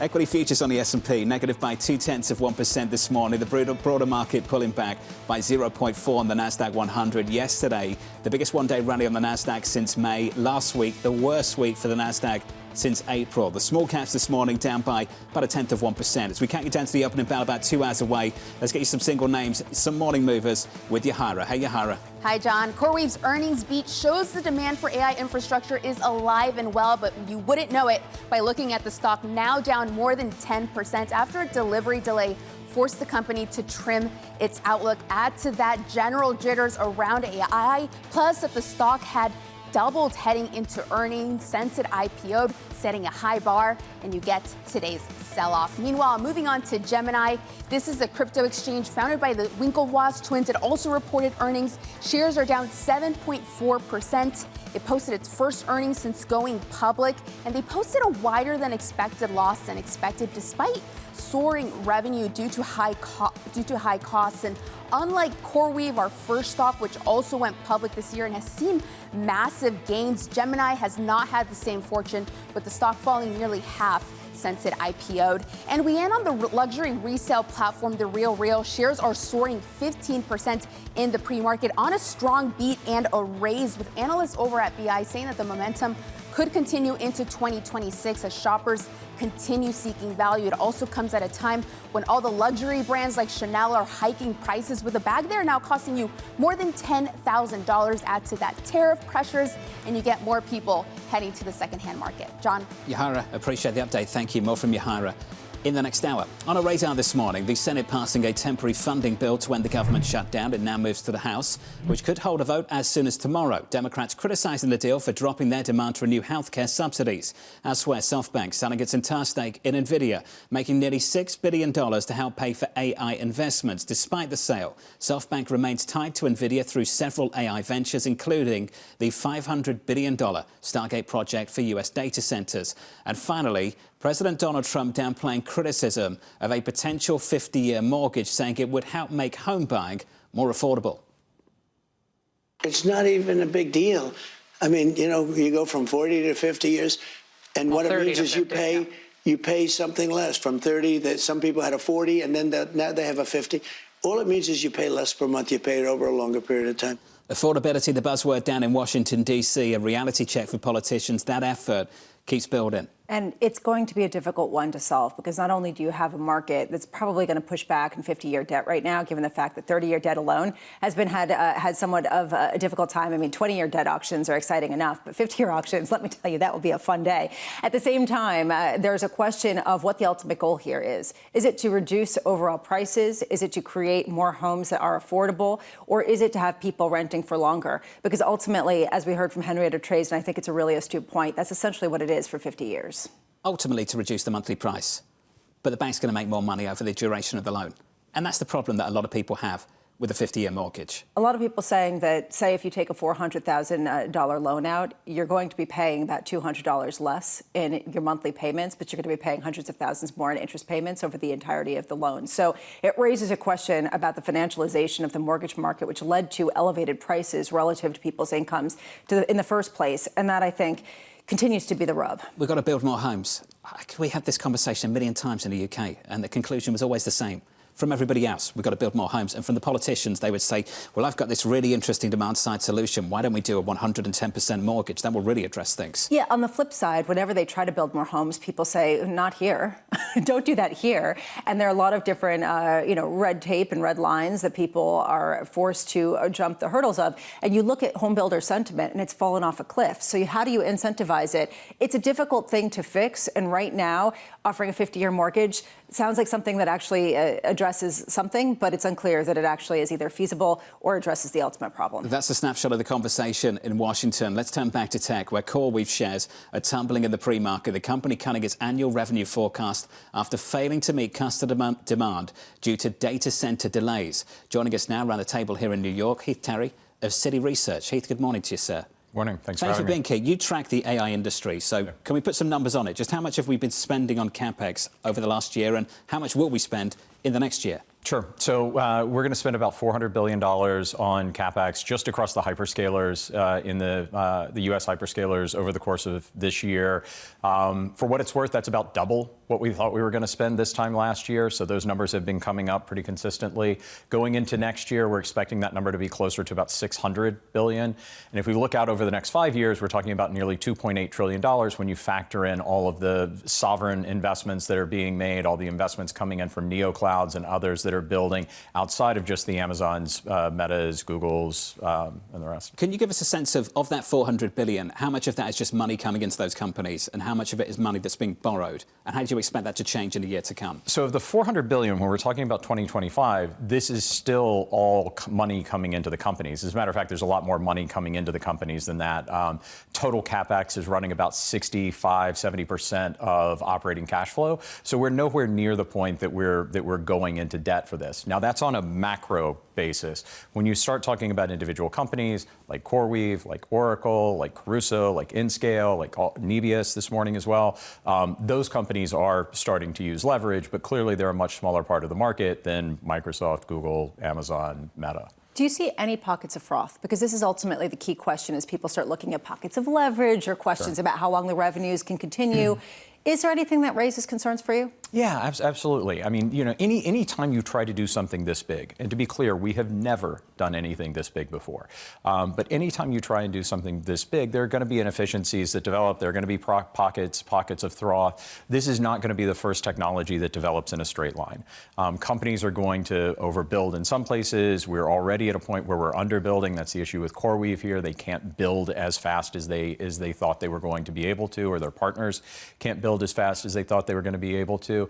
And so that's going to create this volatility that we've seen over the last few weeks, and this is not the last of it that we'll see.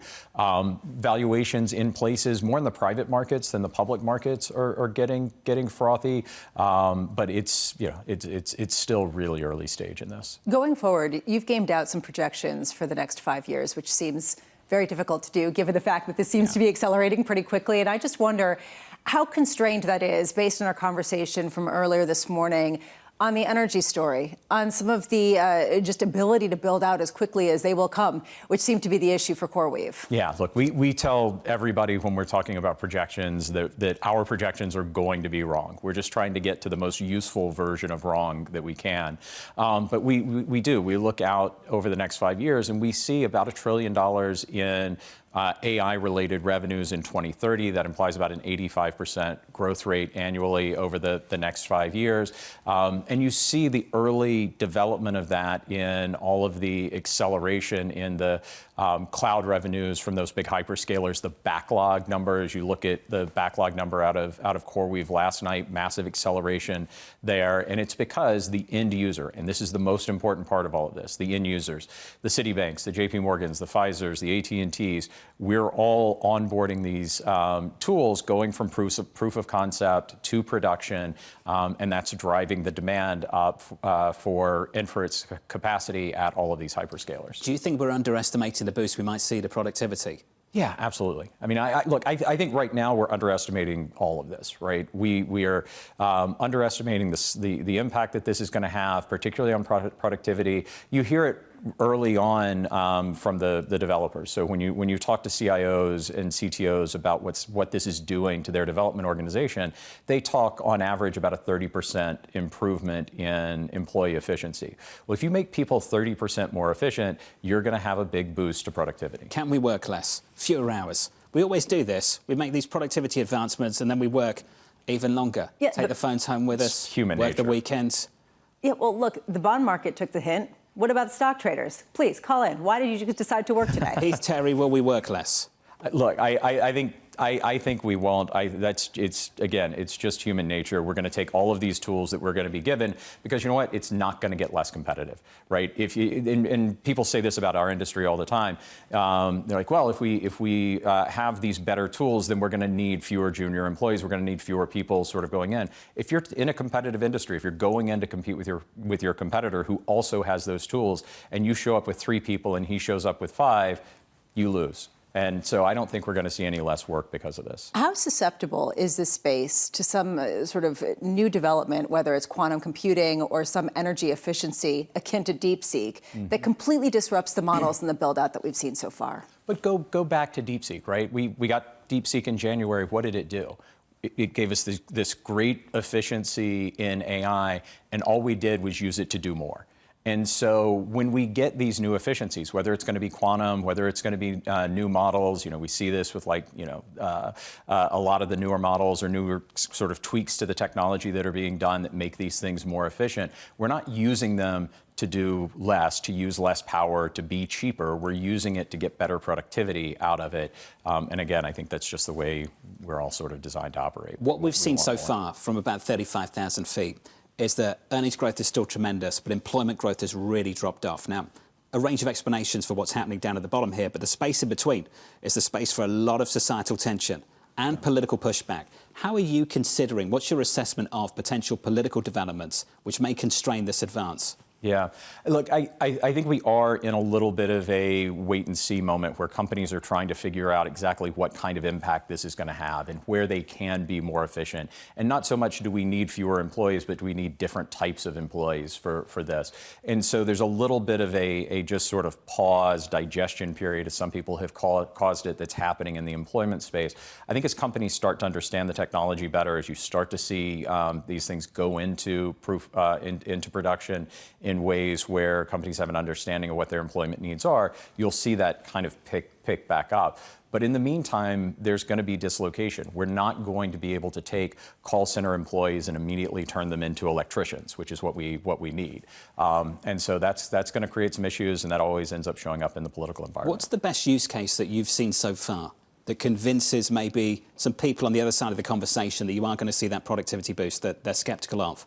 Well, I mean, the best use case is what we're seeing in the code development world, right? I mean, we have 75,000 developers inside of Citi that we are seeing become more productive. Everyone that we talk to across the technology environment will tell you the same. Jensen Huang talks about seeing a 2 to 3x improvement in the developers inside of Nvidia because of their rollout of Cursor.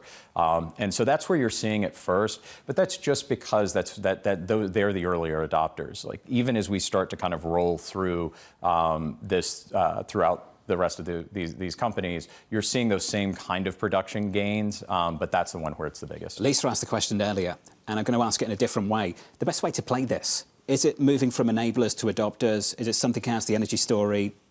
What's your call? Look, we look at that entire spectrum, that entire sort of supply chain.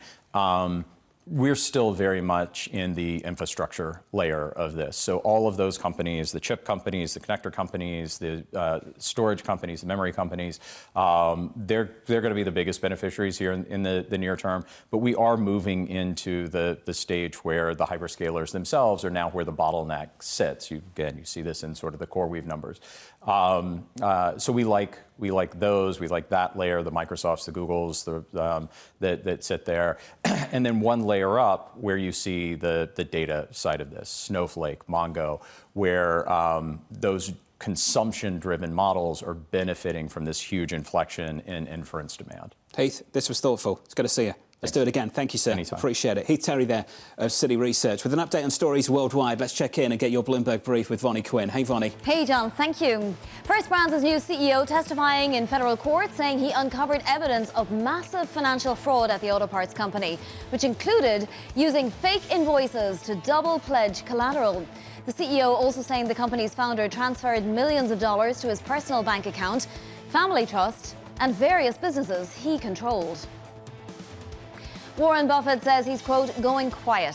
In a letter, the Berkshire Hathaway CEO, who's stepping down from the role at the end of the year, says he'll stop writing the firm's annual letters and speaking at its meetings. The 95-year-old billionaire also says he'll be giving more than $1.3 billion to his family foundations, with plans to accelerate donations while he's alive. New York Giants are looking for a new head coach after firing Brian Daboll midway through his fourth season. Offensive coordinator Mike Kafka will be the interim replacement. Daboll led the Giants to the playoffs in his first season and was named Coach of the Year, but has gone 11-33 since. And that is your Bloomberg brief. John. Brutal. Vonnie, thank you. Appreciate it. Up next on the programme, a fractured Federal Reserve. We don't want to make the mistake of holding on too long for rates, only to find out we injure the economy. I think there is limited room to ease policy further without policy becoming overly accommodative. It's a divided Fed. Subadra Rajappa of SocGen joins us next, live from New York City. You're watching Bloomberg TV.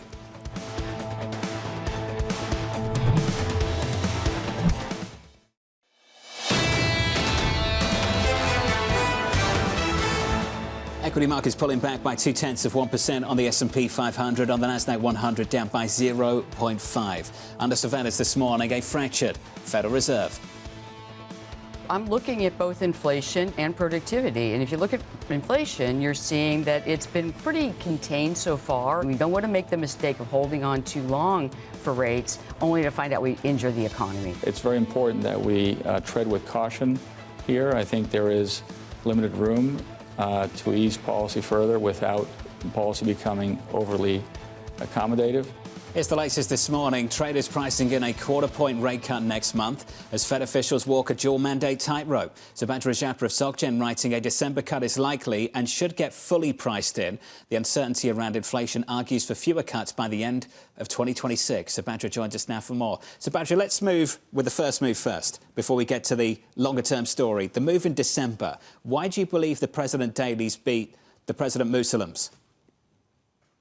Because of the fact that you are going to start getting data when the government shutdown ends, and what you're going to see is some level of weakness. You're already seeing warn notices suggesting layoffs. You're going to see perhaps some of that data that from the shutdown start to creep in. GDP growth for the fourth quarter is going to be lower than anticipated. The drag's probably going to be somewhere in the order of 1.5% to 2%. So all of that is going to be something that's going to work into the sentiment of the Fed over the near term. But over the longer run, you look at the trajectory of growth, the momentum in the second half of this year has been very strong. There's significant amount of CapEx investment coming in for the 2026 and perhaps even 2027. A lot of fiscal stimulus in the first half of next year. There's not going to be that much of a reason next year to ease. So there's still a case to be made that they could ease one more time in December. But beyond that, there's not much of an urgency to cut.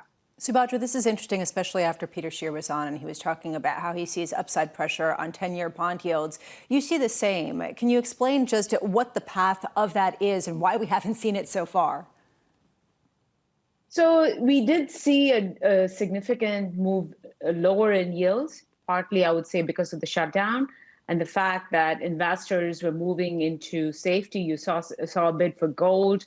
Really, investors were starting to get a little bit more cautious. There was perhaps a buy everything environment where equities were rallying and bonds were rallying.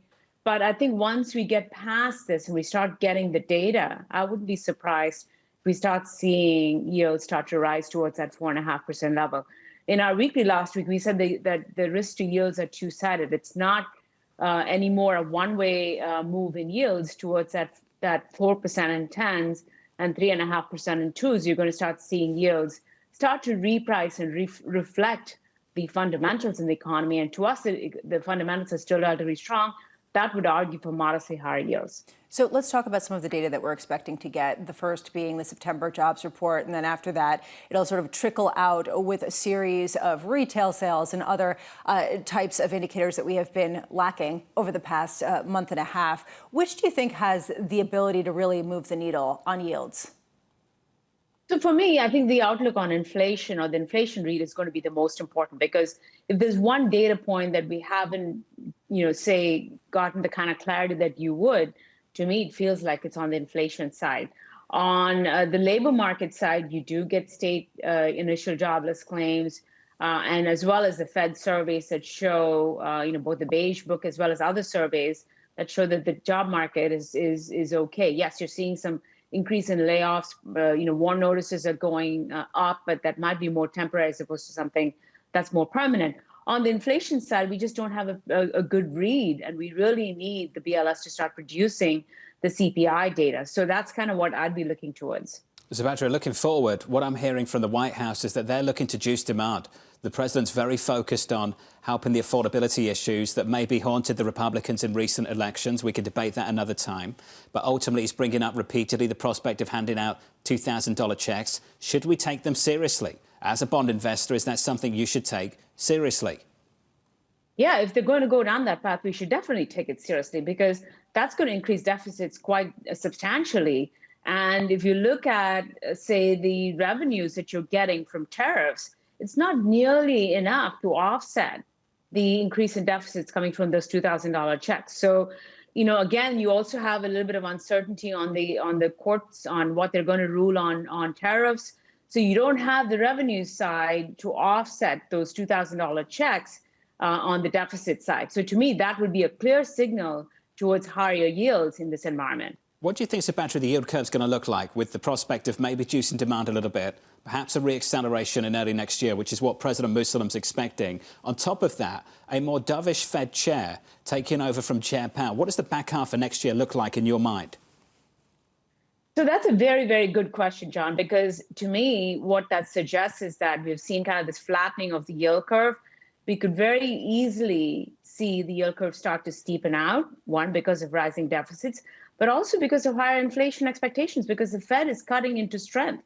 That would typically mean that inflation expectations will start to rise if more cuts are being delivered than what the economy needs. So to me, that would mean longer yields would start to drift higher. Of course, it's a little bit murky because from a refunding perspective, the Treasury has said that they'll keep coupon issuance sizes stable. So that would perhaps cap the rise in yields somewhat. But the bias would be towards steeper curves and, I would say, wider inflation expectations. Subadra, thanks for talking to us on a bond market holiday. We appreciate it. Subadra Rajappa there of SocGen, thank you very much. What did Peter Tchir say this morning when he walked into the studio? Bond market's closed, we'll let the kids take charge today. Yeah, this is pretty much 2 days of the year that they let the kids take charge on Veterans Day and Columbus Day, and that seems to be where we're at. Don't hate me. Only the bond investors would call the equity investors the kids, right? Yeah, but at least the kids are having fun. True. A lot of fun in the last 24 hours. Maybe not so much this morning. We're down about 0.25% on the S&P 500. Up next, we'll catch up with Omar Aguilar of Schwab Asset Management, Blerina of T. Rowe Price, and Venu Krishna of Barclays. From New York City, the third hour of Bloomberg Surveillance. Up next.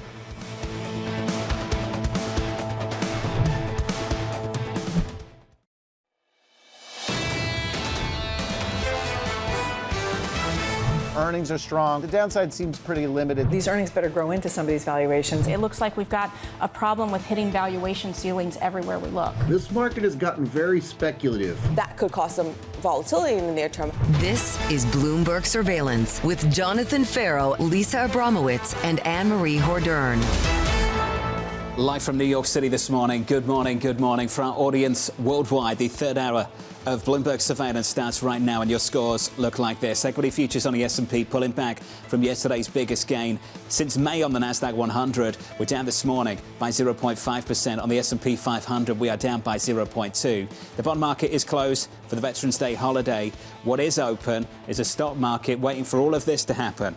The government reopen, and for us to actually receive some economic data. Maybe we'll get payrolls on Friday. I've got no idea. What we will get is we'll hear from the Treasury Secretary again on Wednesday at a Treasury market conference. We heard from him just moments ago. Scott Besson saying we inherited an affordability crisis. That's the story of the moment down in Washington. And the real question is, how do you address that, given the fact that right now it is a very difficult thing to change? Do you try to get prices to come down, a sort of deflation in certain key prices? That's going to be a hard thing to do, especially given the fact that the economy isn't crashing. So that's going to be tough. Do you end up with $2,000 rebate checks in January, or do you end up with a 50-year mortgage? Any commentary about how the dialogue is shifting and what that could mean for policy will be very important. The Treasury Secretary's on point. They inherited a major adjustment in the price level through the Biden administration. The debate now is, can they make it better? And are they actually making it worse with the policy we've seen over the last 12 months? The difficulty is that people are upset about the price level increase, but inflation still is going up. So you're not going up, but inflation, the rate of increase is coming down, but prices are still going up. And so people are feeling that. The question is, how do you deal with this without crashing the economy? And how do you have some sort of boom? The question that you've been raising all morning, which I think is a key one, do you answer with some sort of give them more money? The idea of checks that are similar to, say, the COVID checks that people received that will probably only exacerbate inflation. These are the things that people in the market are trying to figure out. Checks and improved access to credit. Checks and improved access to credit. We're not talking about supply-side solutions here to address the housing market. That's not the conversation. It's $2,000 checks, to your point, and the prospect of a 50-year mortgage. I'm not sure that's going to get it done for a lot of people. Which is the reason why people are looking at the inflationary aspect of this, not the fact that cost of living is going to come down. Either way, this is setting the tone for the rest of the year heading into midterms next year. And the question is, do you end up with a populist tilt that will bias this market toward a higher degree of inflation and a higher degree of supply-side response, at least in the terms of cash and liquidity, versus supply-side response in terms of building more homes and offering more supplies? The S&P just a touch softer so far this morning. The opening about 1 hour and 27 minutes away. Equity futures down by 0.2%. Coming up this hour, we'll catch up with Omar Aguilar of Schwab Asset Management as stocks are edging lower. We'll speak to Blerina of T. Rowe Price as we break down the latest jobs data. And Venu Krishna of Barclays maintaining his bearish outlook for the end of the year. We begin this hour with the latest stock rally on pause. Omar Aguilar of Schwab Asset Management writing, we are getting some corrections within the frothy areas of the market. It is time to use volatility to rebalance exposures to reduce concentration. Omar joins us now for more. Omar, always good to get your thoughts on things. Let's get into it. What would you be reducing right now? What would you be taking advantage of? Well, we have been experiencing one of the biggest and largest momentum markets that we have had since the late 90s. And think, the exposures that people may have had to the traditional and momentum, type trades are very high. And I think we have been encouraging clients over the last, 2 months to try to use these periods of volatility to try to reduce exposure to that momentum trade. We have seen these, that can actually go very quickly as, the AI trade, the expanding on CapEx, the increasing CapEx continue to just emphasize that sort of mega cap, dominance that we have seen. One of the statistics that we keep on showing is that, only 17% of stocks within the S&P 500 have been able to outperform the market this year. So that tells you a lot of that level of concentration that, if we go back in history, when it comes down to momentum trades, they tend to be unwind very, very quickly. And we have seen some of these head fakes already over the last, couple of months. Omar, I've heard this argument repeatedly throughout the whole year. And if I listened to people as they offer that encouragement to move out of these names, I would have missed out on the rally because that's what supported the index. Omar, what are you suggesting people should buy instead? Well, I think if you look at the fundamentals of the economy, if you look at what is happening, we have been encouraging clients to just take this barbell approach and take a look at the fundamentals of what is the corporate earnings growth that you see on these areas. Normally what you see in these, probably not very clear economic picture because of the lack of data. We have seen this softness in the labor market. We have seen softness in the housing market. We clearly see this deceleration of economic growth when inflation stays, high. And what that would recommend is for people to start moving into the cyclical part of the market and being more defensive. We're not necessarily thinking that the economy is going to crash or is going to go into a very hard landing, but clearly we see, the potential for these to go to a slowdown, and only companies with strong balance sheets will do. We actually saw underperformance performance of dividend payer stocks, this year, this is the opportunity to take a look at those companies that can actually do well. So starting to go into that part of the market is started well. Interest rates are probably coming down. They already started the Fed, reducing rates. That also provides a little bit of ability for cyclicals and sort of mid-sized companies to start doing well. And I think I will emphasize the fact that, earnings potential is sort of the biggest part of what the market might look like. Omar, does defensive mean something different today than it meant, say, 5 years ago? Stability, Lisa. Stability is what we actually think about defensive. It's not the traditional consumer staples, utilities trade. And in fact, utilities tend to be more driven by AI these days than what is the traditional AI. But it's really more stability in earnings, what we actually think about being defensive.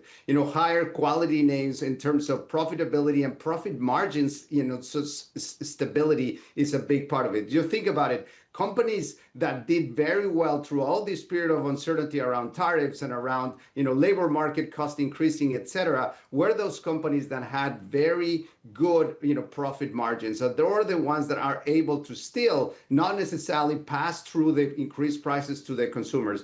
Those companies that are squeezing their profit margins will have no choice to actually, pass through those prices to the consumer. So we clearly emphasize that ability of continue to have sustainability of earnings, quality of earnings, and healthy profit margins. A number of people have come on the show this morning and have talked about how there still is quite a bit of dynamism under the surface. And you talked about the cyclical sides of the market that could potentially do better, especially if the Fed cuts rates again next month. At the same time, people are seeing more inflationary pressures come in, whether it's from stimulus efforts, whether it's from the energy costs. And I'm just wondering whether increasingly the idea of diversification is starting to look very different for you, with the bond market maybe not having the same kind of profile as it has in the past.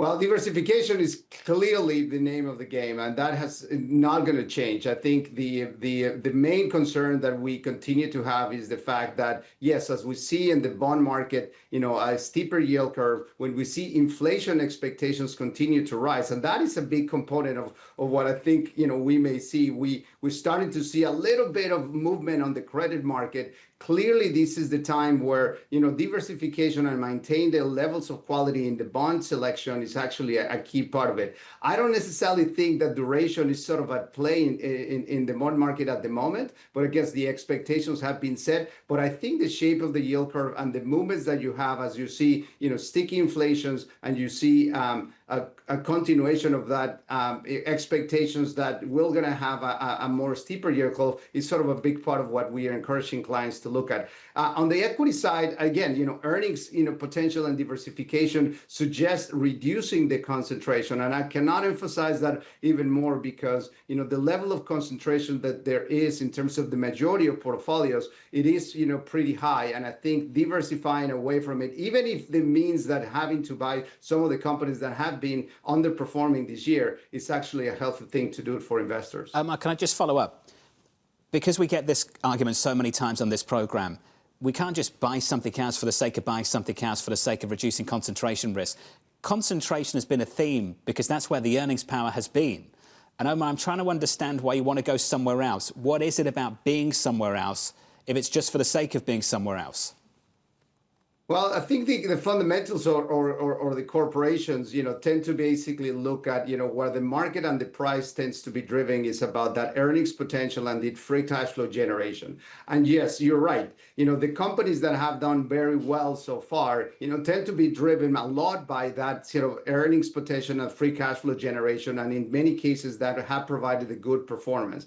Now, when you look at what that means in terms of sustaining that rate of earnings potential, that's where the risk, stays. And therefore, the size of that, concentration, when you have companies that could be between 3 and 4% of the active risk that goes into your portfolios, that tends to be fairly risky. Now, there are areas that are still also generating significant amount of earnings that are significantly potential for free cash flow generation that are not, that high levels of valuation. So looking at those undervaluation companies that still have the same characteristics, the same factors as some of the others, but you don't necessarily have to go into these very high multiples, is actually a very healthy thing to do. Where do I find them, Omar? Where are they?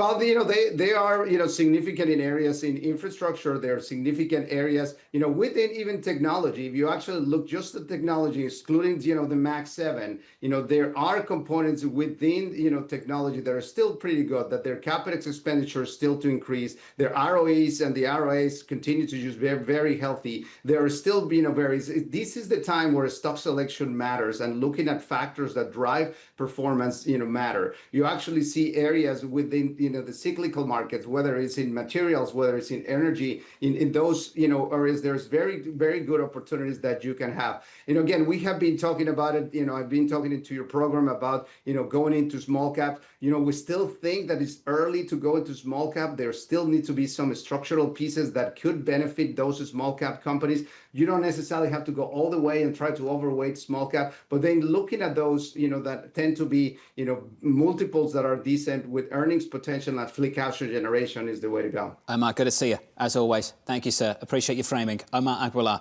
of Schwab Asset Management. There is concentration on the S&P 500. With that, there is no doubt.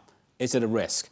Is it a welcome feature or an unwelcome bug? How many times we've been asking that question, and it just keeps going up and to the right? Every time people try to sell the AI trade, it just ends up coming back to bite. A real question here, though, of other areas that are part of that concentration, that concentrated trade without seeming like it. And you talked about, say, some of the utilities, or say even consumer spending at the higher levels. How much is that levered to the AI trade? Because people are making money from the stock market, which is mostly AI, and they feel good and they go out and they buy new Fendi purses. So this is really the key question for me. Do we even understand the concentration risk? Or second-hand Fendi purchases, based on what we heard from Yahira a little bit earlier, over at the RealReal. The kids are doing a lot of second-hand these days. That's what I've noticed. Yeah, but I thought the kids were also sort of spinning them off and selling them afterwards. Yeah, that's why they have to preserve them. Well, that was back about 5 years ago. Now it's just buying them. But they do preserve them and they sell things. But it's this whole trade online. It's sort of, anyway. I think that's great. I think so, too. I think it's good to recycle. Entrepreneurial spirit of flipping your sneakers. Flipping your sweatshirts, flipping your sweatpants, everything. Everything can be flipped. Can't keep up. Futures on the S&P negative here by 0.2%. The opening bell about 1 hour, 17 minutes away, with an update on stories worldwide. With your Bloomberg brief is Vonnie Quinn. Hey, Vonnie. Hey, John. Good morning. The longest government shutdown in U.S. history could end as soon as tomorrow. The Senate passed a temporary funding measure that would keep most of the government through January 30th open and the rest through the end of September. Now it heads to the House, where lawmakers are expected to take the measure up tomorrow. Meta shares falling in the pre-market. The Financial Times reporting the company's chief AI scientist is planning to leave and create his own startup. The move comes as Meta founder and CEO Mark Zuckerberg is shaking up the company's AI strategy in order to keep up with rivals such as OpenAI and Google. C3AI shares jumped in Monday's trading following reports that it's exploring a sale. According to Reuters, the sale process is in its early stages and other options are still on the table. One of those options is reportedly fundraising from private investors.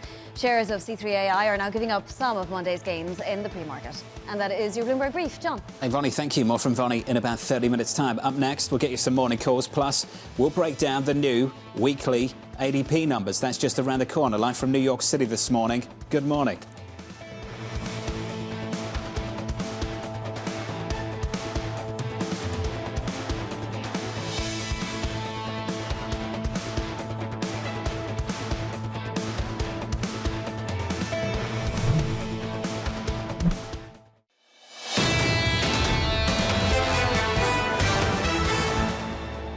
Is the valuation correct for AI or not, right? It feels a bit frothy. You're now seeing, mega caps move 10% on the back of earnings reports, which seems like a massive move. So I think it just shows how much uncertainty there is about whether we can pay for this. I think there's a chance we get a significant 5 to 10% pullback. That was the brilliant Peter Tchir of Academy Securities weighing in on the equity market a little bit early this morning. Good morning to you all if you're just waking up and tuning in. Welcome to the programme. Equity futures on the S&P negative by 0.2% on the S&P 500. On the Nasdaq, we're down by about 0.4. On the Russell, we're down by about 0.16%. That's the price action this morning. Let's get you some morning calls with one stock in focus, CoreWeave. First up, JP Morgan downgrading the stock to neutral, citing mounting supply chain pressures. Your second call from Mizuho, cutting its price target on the stock to 120, noting less optimism about its revenue upside. And finally, Morgan Stanley raising its price target on the stock to 99, saying it's the market's most effective GPU cluster builder. That stock is down by 9% this morning. This has been the big question, and I think that you framed it really well. This is a stock that has more than doubled so far this year, at least since its IPO earlier this year. So not even for the full entirety of 2025 so far. How much is this people just taking their chips off the table, bump, and how much is this actually something that's longer lasting and a question around some sort of existential risk with the AI trade? The stock is a cluster something else this morning, isn't it? We're down by about 9% in the pre-market. Let's leave that there. So we get something new this morning, a weekly ADP report. Took you a while to get that, didn't it? Okay, we'll move on from that. Okay. Good job. Bloomberg's Enda Curran joins us now for more. Enda, welcome to the programme. I don't see the number yet. How's this going to work this morning, and how will it work going forward? Well, it is a new data set, like you said, John, coming from the ADP. It's going to be a weekly average. Obviously, a lot of focus on it, given we don't have the official non-farm payrolls data. The thinking on this number this morning, when it comes out, is if it's going to be a positive number, it would lean into the ADP monthly data, which we had last week, which showed a gain of around 40-odd thousand, turning around after 2 months of declines, leading into this idea that maybe the jobs market is stabilising. So, it's that kind of low hiring, low firing, notwithstanding some of the headlines we've had on high-profile layoffs. Now, if this number is in negative territory, then of course it will lead into the idea, hang on a second, these headlines are gaining momentum here, we can't ignore what's going on, bigger and bigger companies are starting to let go of staff, and perhaps we are starting to see now a kind of an acceleration in the deterioration in the jobs market. Some complications, of course, one of which includes the federal workforce situation with the shutdown. Some people saying be cautious in terms of how that's interpreted, but all eyes are hanging on this ADP data, given we don't have much else in terms of official data to guide us on the jobs market right now. And you've followed this a million times, we all have. Typically, when the monthly ADP number comes out, people would ignore it, pour cold water on it and say it's not a good suggestion, a good read, indicator of what's happening with the broader labour market. Do you think that's changed, Enda, this year? Well, certainly there's a lot more scrutiny and focus on this number, as purely because we don't have the payrolls data, John. So I think everyone's clamouring for whatever they can get, be it at state level, be it at private level data, such as the ADP, or be it the headlines from companies themselves. But I think, broadly speaking, though, there's a big division right now in terms of where we are in the labour market. No matter what data set you're looking at, you have those who are arguing, no, we're clearly seeing deterioration. These headlines will eventually show up in the data. These headlines of layoffs, so there's that camp saying the jobs market is softening. And, of course, you have those saying, no, you're discounting the supply-side story, the big immigration crackdown, and, these layoffs are really coming from a high level, given the very strong hiring we've had over the past few years. So it's a very split view in the labour market, John. Everyone's clamouring for every piece of data they can get, whether it's the ADP or anything else. Enda, appreciate it. Stay close, won't you? When we get that number, we'll come back to you. Enda Curran there of Bloomberg on the weekly ADP data. Let's turn from the data to the earnings. Let's turn to media. Paramount Skydance shares rising in pre-market trading after reporting plans to save at least $3 billion in its first earnings report after its merger. Joining us now is Geetha Raghunathan. Geetha, welcome to the programme. How did David Ellison do on the call yesterday? I think he did really, really well, John. I mean, the management team came off as extremely strong. They laid out this really good game plan for transforming this company. I mean, this is a company that has been undermanaged, underinvested in for many, many years now. They had a great plan out there for cost savings, taking it up from $2 billion to $3 billion. And then the big surprise, I think, was just their forecast for 2026 EBITDA based off of those numbers. So, a lot of investments in content, in technology. And what they seem to suggest, obviously the biggest question was M&A. And they seem to suggest that they have a really good plan just organically and that they can build and they don't necessarily need to buy. But overall, I think it was a really strong earnings call. Geetha, all of these questions or all of these words, the idea like organic growth or efficiencies speaks to the benefit of M&A being the job cuts that come along with it, the idea that there are an additional 1,600 people who will lose their jobs as a result of this. How much is that the ultimate goal of a lot of these tie-ups, to remove some of the staff necessary to allow just the creative juices to go and backfill the rest with technology? Yeah, it is unfortunate, Lisa, but it is true. Yeah, synergies are a big part of, any media transaction. At the end of the day, you want scale, you want cost efficiencies. A lot of what, David Ellison spoke about was getting cost efficiencies even in their existing structure. So you're kind of looking at, the DTC platform, the direct-to-consumer streaming services. They have 3 services, Paramount Plus, Pluto, and, BET Plus. They want to come and integrate all of that onto a single tech stack. So it was a lot about, content and tech investments. But yes, you're absolutely right. If they do go and pursue Warner, for instance, Warner Brothers Discovery, the whole thing, the whole rationale of that deal really banks on synergies. I mean, we're looking at something like $4 or $5 billion that can be extracted in synergies in the case of a potential transaction. So you're absolutely right. A lot of it is cost savings, and it is going to result in a lot of restructuring. So that is a little bit still, I think, a show-me story when it comes to Paramount Skydance. How closely, Geetha, is this story being watched? How closely is this media tie-up being watched by others in the space to see if it's a template for additional merger, additional deal activity? Do you expect that coming down the pike? I think it's absolutely necessary. I mean, we are very much in this phase of consolidation. Yes, we've seen Netflix kind of completely decimate, the legacy TV model. So I think it's really important at this point, for the existing media companies to kind of manage the melting ice cube, which is, the linear TV model, to the best of their ability. And the only way that they can do that is by combining forces. Disney reporting in 2 days' time, Geetha. What are you expected to see? Disney is a really interesting story, John, and I think it's still very underappreciated in terms of just the amount of earnings power that they can show, both in terms of their streaming assets as well as parks. So we expect, obviously, fiscal fourth quarter to be pretty good. There's going to be a little bit of noise with the whole Jimmy Kimmel controversy and whether they lost a lot of, Disney Plus subscribers. There's also this ongoing YouTube TV dispute. But other than that, if you kind of really look big picture, fiscal 2025, solid. Fiscal 2026, even more solid. I mean, they have multiple growth levers. You think of cruise ships. You think of, just the film slate. You have Zootopia. You have Avatar. You have, you name it, all kinds of, Toy Story, Mandalorian. So it's going to be a blockbuster year. So just multiple growth levers. And of course, I think the big thing that we're really looking for in fiscal 2026, John, is who is going to succeed Bob Iger. That is the biggest question. So a lot to look forward to in Disney when they report. Geetha, don't you just get the feeling he loves this job? Has he shown any indication he wants to leave? No, he will. I think he has to this time around. But I think it's going to be so important to see who exactly succeeds him in terms of laying out the strategy. I mean, there's just so much coming in terms of content investments, in terms of AI. So obviously the new leader has to kind of really embrace technology to take the company forward.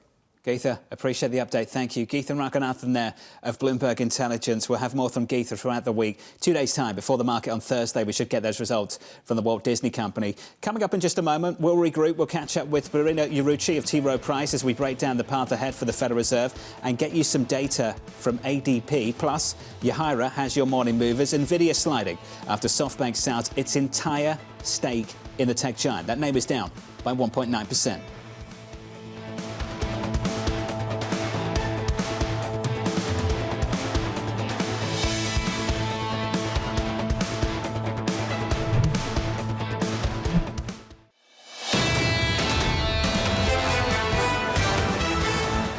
Live from New York City. Welcome to the program. The opening bell 60 minutes away. Equities down by 0.3% on the S&P, down by 0.5 on the Nasdaq. With your morning movers, back with us, here's Yahira. Hey, Yahira. Hi, John. Rocket Lab shares have roughly doubled this year, and it's getting another boost today, up 8% in the pre-market. The company handily beat on revenue and net loss per share. That's thanks to a busy launch schedule that's made it the second most active space company in the U.S. behind SpaceX. And that strong momentum is overshadowing a delay of the first launch of one of its bigger rockets, which investors had been looking forward to.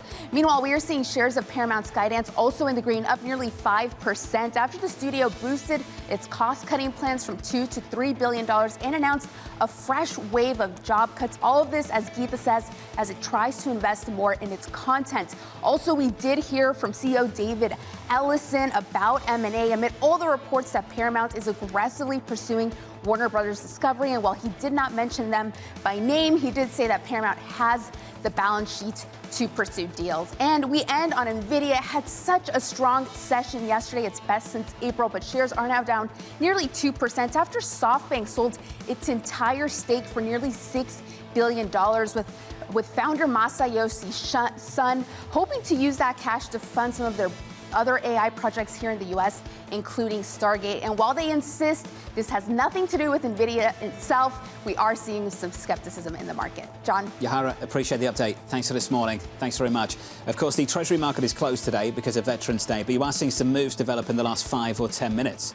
You're seeing it in Treasury futures. They extend their advance. You see it in the FX market. The dollar, a little bit weaker, euro stronger. Euro dollar, session highs 115.96, just short of 116. Some soft data crossing moments ago. Bloomberg's Enda Karen has more. And what do you see from ADP? So we have the ADP saying that jobs fell an average of 11,250 on a weekly basis in the 4 weeks up to October 25, John. Now, on a headline basis, taking that at face value, it suggests that it certainly leans against the labour market stabilisation idea. It probably does capture some of those headlines we've been seeing on big high-profile companies making job cuts across the country. There are some caveats with this data set. Number one, it's new, so all the economists are getting used to it and working out what trends they can extrapolate from it. And then secondly, of course, some are cautioning that maybe the government shutdown, the federal workers' layoffs might be complicating this figure, and you might see a rebound as we go forward in the weeks and months ahead. But right here, right now, this ADP figure suggesting that the weak labour market story remains intact. And how does that stack up with the other data points that we've had outside of the official data over the past few weeks? Well, we're getting mixed data points. We did have an interesting read on small business this morning, John, seeing a dip in their confidence, which is quite interesting, talking about declining sales and demand there. And, of course, small business are the biggest employers in the country, so that's one to keep an eye on. As you know, we're kind of flying a little bit blind on the jobs market side of things, plucking what we can from state level and plucking what we can from private sector. We have had one official read on the CPI since the government went into shutdown, and that suggested the inflation story was perhaps, at least it wasn't worsening. It's certainly well above the Fed's target, but maybe not worsening, all of which suggests that the Fed are in a position to, it's a wide open decision as to what to do in December, whether they cut or not. It all comes down to how do you weight inflation versus jobs. And from here in the weeks ahead up to that meeting, a lot will depend on what official data do we get, what time period will it cover, and of course then there will be a debate over the quality of that data. So I'd say, John, it's all about what numbers we get in the weeks ahead in terms of getting a good handle on where the economy is actually at right now. Enda, thank you, sir. Appreciate the update. Enda Karen down in Washington, D.C. I think we're all hoping for some stabilisation here, maybe even some re-acceleration to start 2026. You don't see it in this data. So what do you see in the market? Equity futures near session lows, down about 0.2% on the S&P. Not a major deal. Treasury market's closed, but futures advance, which implies that if the Treasury market was open, bond yields would be a little bit lower off the back of this data, unlocking some dollar weakness, some euro strength. That's what you see playing out in foreign exchange. Yeah, real question here about how much, given the fact that we're seeing some of these new indicators move the markets to the degree that they are, how much when we actually get the data from September and then potentially from October, that will cause some pretty big swings as a gut check to see whether this is actually the correct read. You asked Enda, how much is this usually the correct read or one that you can sort of parse through to that non-farm payrolls report? It has been inconsistent. A real question here about whether maybe the inflation read's going to take on increasing importance as people look forward. When we finally get the inflation data, of course. Which will be after the Fed's meeting. That's the expectation. Weeks and weeks exactly. and weeks, so maybe. It might not be relevant, but, you know, I hope it's sooner than that. I think we all hope it's sooner than that. Let's get the view of Blerina Urucci of T. Rowe Price, writing, if we see more official economic data that shows labour markets softening, this will increase the odds of the committee coming together and supporting a cut in December. Blerina joins us now for more. Blerina, welcome to the programme. How much weight are you putting on the kind of numbers we've been discussing in the last few minutes, weekly ADP numbers?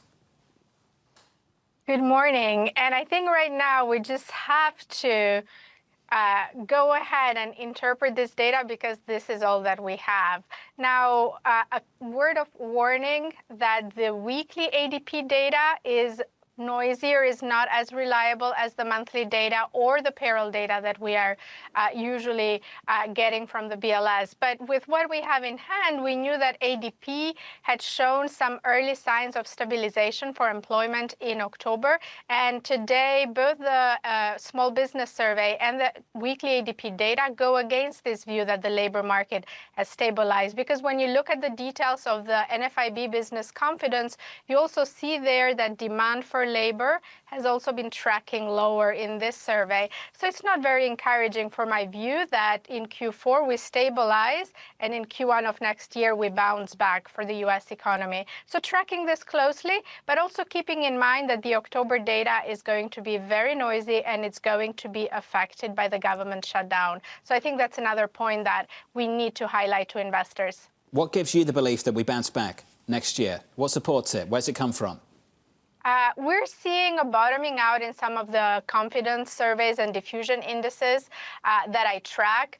We've also had very, very significant easing in financial conditions, both because of how well financial markets are doing, but also because expectations about rate cuts have been priced in for some time now. Usually that takes 2 to 3 quarters to support the economy. We're also getting a modest fiscal boost ahead of the midterms. I think as economists, we tend to underestimate the effect of fiscal on the economy, both on the business side and on the consumer side. I think that's going to boost consumption in the first half of next year. I'm also seeing signs of a capex cycle that's been driven by AI. And as you know, we are a bottoms-up fundamental research house. All that we hear from our credit and equity analysts is that this capex cycle has legs and firms will continue to invest in the coming quarters. I think that's going to be another point that helps growth in 2026. Growth in terms of GDP, not necessarily growth in terms of employment. And I wonder whether you're looking out to 2026 and see a jobless acceleration. The idea that the jobs picture isn't really displaying what's going on under the hood, which could be more of a productivity boom, which could be something different that's really fueling a new regime rather than something akin to some of the Taylor rules of the past. This is such a good question, and it's so critical for evaluating the outlook for next year, in my view. We know that we have a slowdown in the break-even pace of employment. I think that stays with us for 2026 as well. That's partly demographic-driven. We have an aging population. We also have a different immigration policy now, so we have fewer migrant flows into the country. So employment growth will be slower next year because we don't have enough workers to have a faster pace of employment. We also I think have this backstory of the labor hoarding so we overhired during 22, 23. Companies hoarded labor and perhaps they don't need to hire as much in 2026. This is very important. Now, I think what happens next is key for the Fed and for where interest rates are going to be. And I'm going to get to your productivity point in a minute. So essentially, we have this labor market dynamics with not enough workers. If we don't have productivity gains, we might end up with a very tight labor market with a low unemployment rate and high wage increases. That's bad news for the Fed. However, if we make advancements in AI in the next 2 to 3 years, and that's complementary to labor, we can get that productivity shock that you discussed. And I think that's this virtuous cycle, right? Because you have better productivity, better potential growth, and that boosts the GDP numbers without necessarily creating pressure on capacity and inflation. And this can give the Fed a little bit more room, I think, to keep interest rates where it is and to keep inflation under control. Could isn't a great strategy. And I guess that I wonder what's the right data to be tracking if it isn't necessarily employment. And if we're not getting CPI, so it doesn't really matter. I mean, this coming month is going to be pretty tough. We hope that with the government reopening, we can get very quickly October and November employment data. CPI, I don't think it's going to come in time for the Fed, but I'm a fan of watching the regional and national ISM surveys. They've been giving us very good information about turning points in the economy, and the services side of the economy there is looking better than it did a few months ago. And of course, we'll be looking at all the private sector data that you've done a great job at highlighting in your program. Blerina, thank you. We appreciate the support, as always. Final question from me, just quickly. Why does it take so long to collect the inflation data? What is it about the collection process for that means it's going to take a while and maybe we don't have it by the time we get to the next Fed meeting? They have people on the ground going and collecting prices the old-fashioned way in shops. It requires resources, human resources. It requires time. And the BLS likes to do it at 3 different points during the month to have a balanced, unbiased sample. And again, if you're starting the collection process towards the end of the month, you're basically missing at least 2 out of those 3 data collection points. There you go. Blerina, we appreciate it. It's good to see you, as always. Blerina Urici there of T. Rowe Price on the inflation data. It's going to take a while to collect. Imagine that situation at the Federal Reserve. It was kind of the opposite last time. We had CPI, but we didn't have payrolls. And this time we're going to have payrolls, but we're not going to have CPI. And what's fascinating is people have been saying it's all about the labor market. It's all about the labor market. And increasingly, as we are on the cusp of getting some labor market data, more people on this show have said it's actually all about CPI. So the pendulum's going to keep swinging as we try to pinpoint. It seems like a moving target. It does keep moving, and it will keep moving going into next year. Blerina and others are looking for a re-acceleration in this economy, a pickup in the first quarter. President Muslim as well of the Federal Reserve looking for exactly the same thing. That's the divide right now. President Daly to you on the programme yesterday, she's talking about maybe not holding rates too high for too long. Other people on the committee are saying, hold on. Early next year, you get the bounce back. That's what the market's priced for. But what kind of bounce back are we talking about? And this, I think, is key. Is it a reacceleration in productivity? Is it a reacceleration in capital expenditure? Or is it a reacceleration that is more broad-based with an inflationary tilt?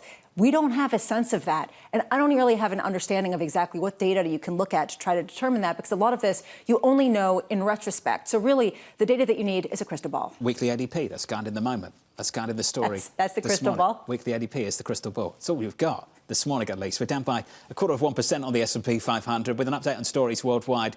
With your Bloomberg brief, here's Vonnie Quinn. Hey, Vonnie. Hey, John. Thank you. Well, let's get to a recap of that ADP employment data just out. So private employers shed an average of 11,250 jobs a week over the 4-week period ended October 25th.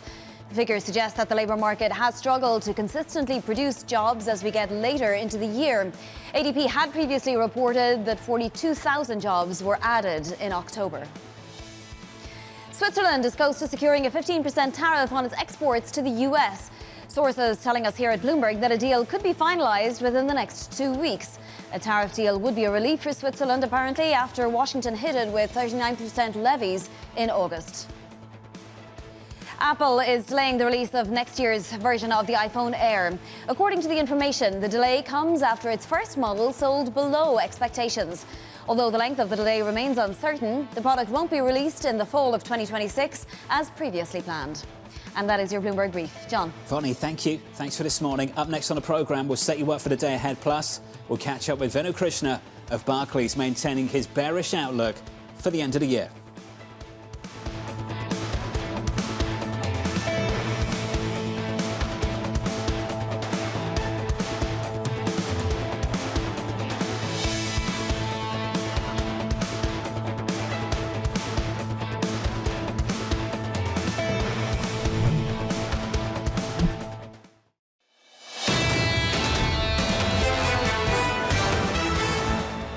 Anytime you try and do something this big, there are going to be inefficiencies that develop. There are going to be pockets of thaw. This is not going to be the first technology that develops in a straight line. We see about $1 trillion in AI-related revenues in 2030. I think right now we're underestimating all of this. Brilliant conversation with Heath Terry there, the City Research Head of Technology and Communications. Caught up with him a little bit earlier this morning. There's a lot of skepticism right now. And there's a man who's wanted to step up and say no. I think a lot of people are really underestimating the productivity surge you'll see off the back of this technology. You know, I was speaking to somebody who's in this industry, and they say when you talk to New York, there's incredible skepticism and discussion around bubbles. And when you go to San Francisco, you go to the West Coast, it's all about how quickly this is moving and how they have to get in that much more because it is going to transform the way that we live. And it seems like the world is actually moving to the West Coast more than it is to the East. For the record, he just came back from San Francisco. Fair point. West Coast. It's true. There's a lot of that. Speaks to that, doesn't it? Equity futures on the S&P 500 negative this morning by 0.25%. The opening bell about 42 minutes away. We're down by 0.5 on the Nasdaq 100. On the equity market, stocks edging lower, heading into the opening bell. Venu Krishna of Barclays maintaining his bearish S&P 500 year-end target of 64.50 as earnings season continues. Venu joins us now for more. Venu, good morning, sir. Good morning. 64.50. Justify yourself, my friend. So that is a base case, and we have an upside case of 7,000. So okay, I would different. argue that you look at it more as a range at this point in time. But listen, it's just that the market has been moving ahead. So we moved our price target in early September, right? And so already the market has moved ahead. So, we remain cautiously optimistic. Actually, looking into next year, we are more optimistic. We expect earnings to increase, double digits, 10 to 11%. So I think, and the earnings season right now is extremely robust. I mean, this has surprised even us to the upside. We were more optimistic, but this is building momentum from the second quarter. Yeah. What's happening in corporate America that's generating double-digit earning growth? What are these companies doing? So I think one is, if you look at the tech companies specifically, they're already monetizing AI to a decent extent, and that is showing up in their overall profitability. So they're laying off people, and yet they're highly profitable, and they're still spending. So that's one part of it. AI, of course, is being tested and adopted to varying extents. Still, enterprise usage is quite low. But one of the interesting things we are noticing right now is operating leverage is improving to a broader cross-section of industries. In other words, companies are doing a better job at cost control relative to their sales growth.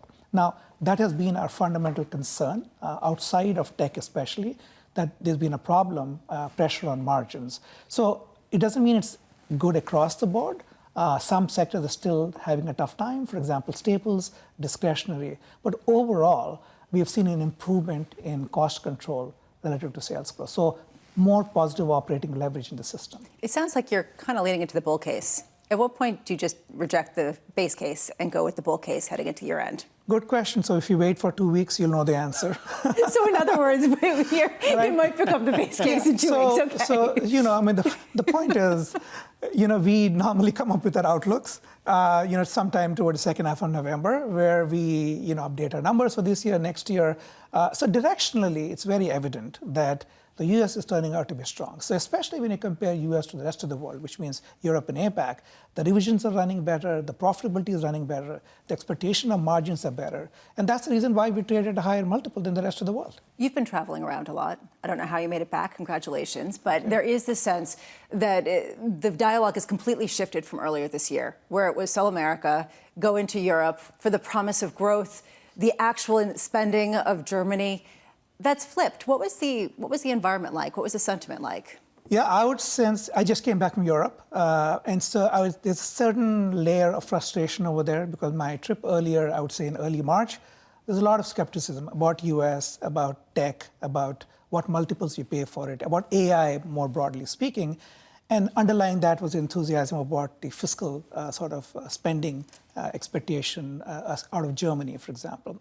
So I think what many of them realize is that they were wrong. So they were right for about 2 months. So there's a level of frustration on that. There's also this fear of missing out. So the question of, do we jump in or not? So that's an overall question. But if you just look at the scale, like somebody was pointing out to me, German fiscal spending in Germany over the next 10 years is going to be a few $100 billion. We are talking about $1.5 trillion in AI capex in the next few years. So the scale of what's happening over here is simply astounding. But I think some level of skepticism I sense in terms of the return on investment in AI, that is, I think, reasonable because nobody knows, which is a fact, as to what the true profitability will be. And that is important not in itself because the scale of spending is so massive that the market is effectively putting a 100% probability that this is going to be truly transformational, more so than the 4 other big tech cycles we've had since the mid-'80s. Right? From the PCs to internet to mobile, we're in the middle of cloud, and we have AI. Now, that better play out because that's what the market is telling you is going to happen. That's why people are so skeptical. I just heard from a Bloomberg subscriber directly. I can share the message with you. We know the enormous AI capital spend numbers, but what we don't know is the return on that capital. The market is discounting that the returns on the AI capex will be significantly superior to the tech companies' legacy returns. Is this really going to be the case? Is it durable? Feels like a stretch. Do you hear a lot of that kind of sentiment on the road? Yeah, so I think I hear a lot of that. And I think the frustration, the difficulty is literally nobody, even if you talk to tech experts, have an idea about how to quantify the scale of productivity improvement. The other thing is, still a lot of it is coming from having a better cost base, right? In other words, being able to do more with less. But the real use case will also come in the top line itself, which is we're in the early stages. And like I said, enterprise usage is still in the early stages. So I think that skepticism is reasonably warranted. But what I do point out, and I think we have discussed it in the past, that big tech as a group who are doing most of the spending, their multiples have generally been easing over the last 2 to 3 years. So they are earning into the multiples, they're spending. But I think the big question now is also shifted into the funding landscape. So far, all the funding has come from organic cash flows. And in fact, the big tech companies are spending 50-50 on buybacks and on capital spending. But going forward, given the scale of spending, increasing the credit markets are going to be tapped to varying extent, public, private, asset-backed, and things like that. And so that's a question. Is that good news for stocks? Well, some amount of leverage being used by companies is actually optimal, right? So you're using a balance sheet efficiently. But it also means that the equity markets now have another source to take a cue from in terms of how risk is being priced, right? And where is risk clearing? And how does it compare to what we see in the equity markets? But if you look at the scale, I think as of now, we broadly estimate that in the tech area, AI related, there's been about, call it 160 odd billion, which has been raised in public and private markets. If you look at the market cap of big tech companies, I'm not even include Oracle in this, it's touching 21 trillion. So I think the scale is very modest, and many of these spenders are highly profitable. But as the scale of spending, so if you tell me that $1 trillion is going to be funded in credit markets, that's slightly a different story, right? And I think that's what people are asking. Venu, it's always good to catch up. It's good to see you. Thank you. Thank you, sir. Venu Krishna there of Barclays. Coming up tomorrow, we'll catch up with Matt Miskin of Manulife John Hancock Investments, Rick Reeder of BlackRock on the programme, Julie Beale of Kayne Anderson Rudnick, and Sarah House of Wells Fargo from New York City this morning. Good morning to you all. That does it for us from New York City. You've been watching Bloomberg Surveillance.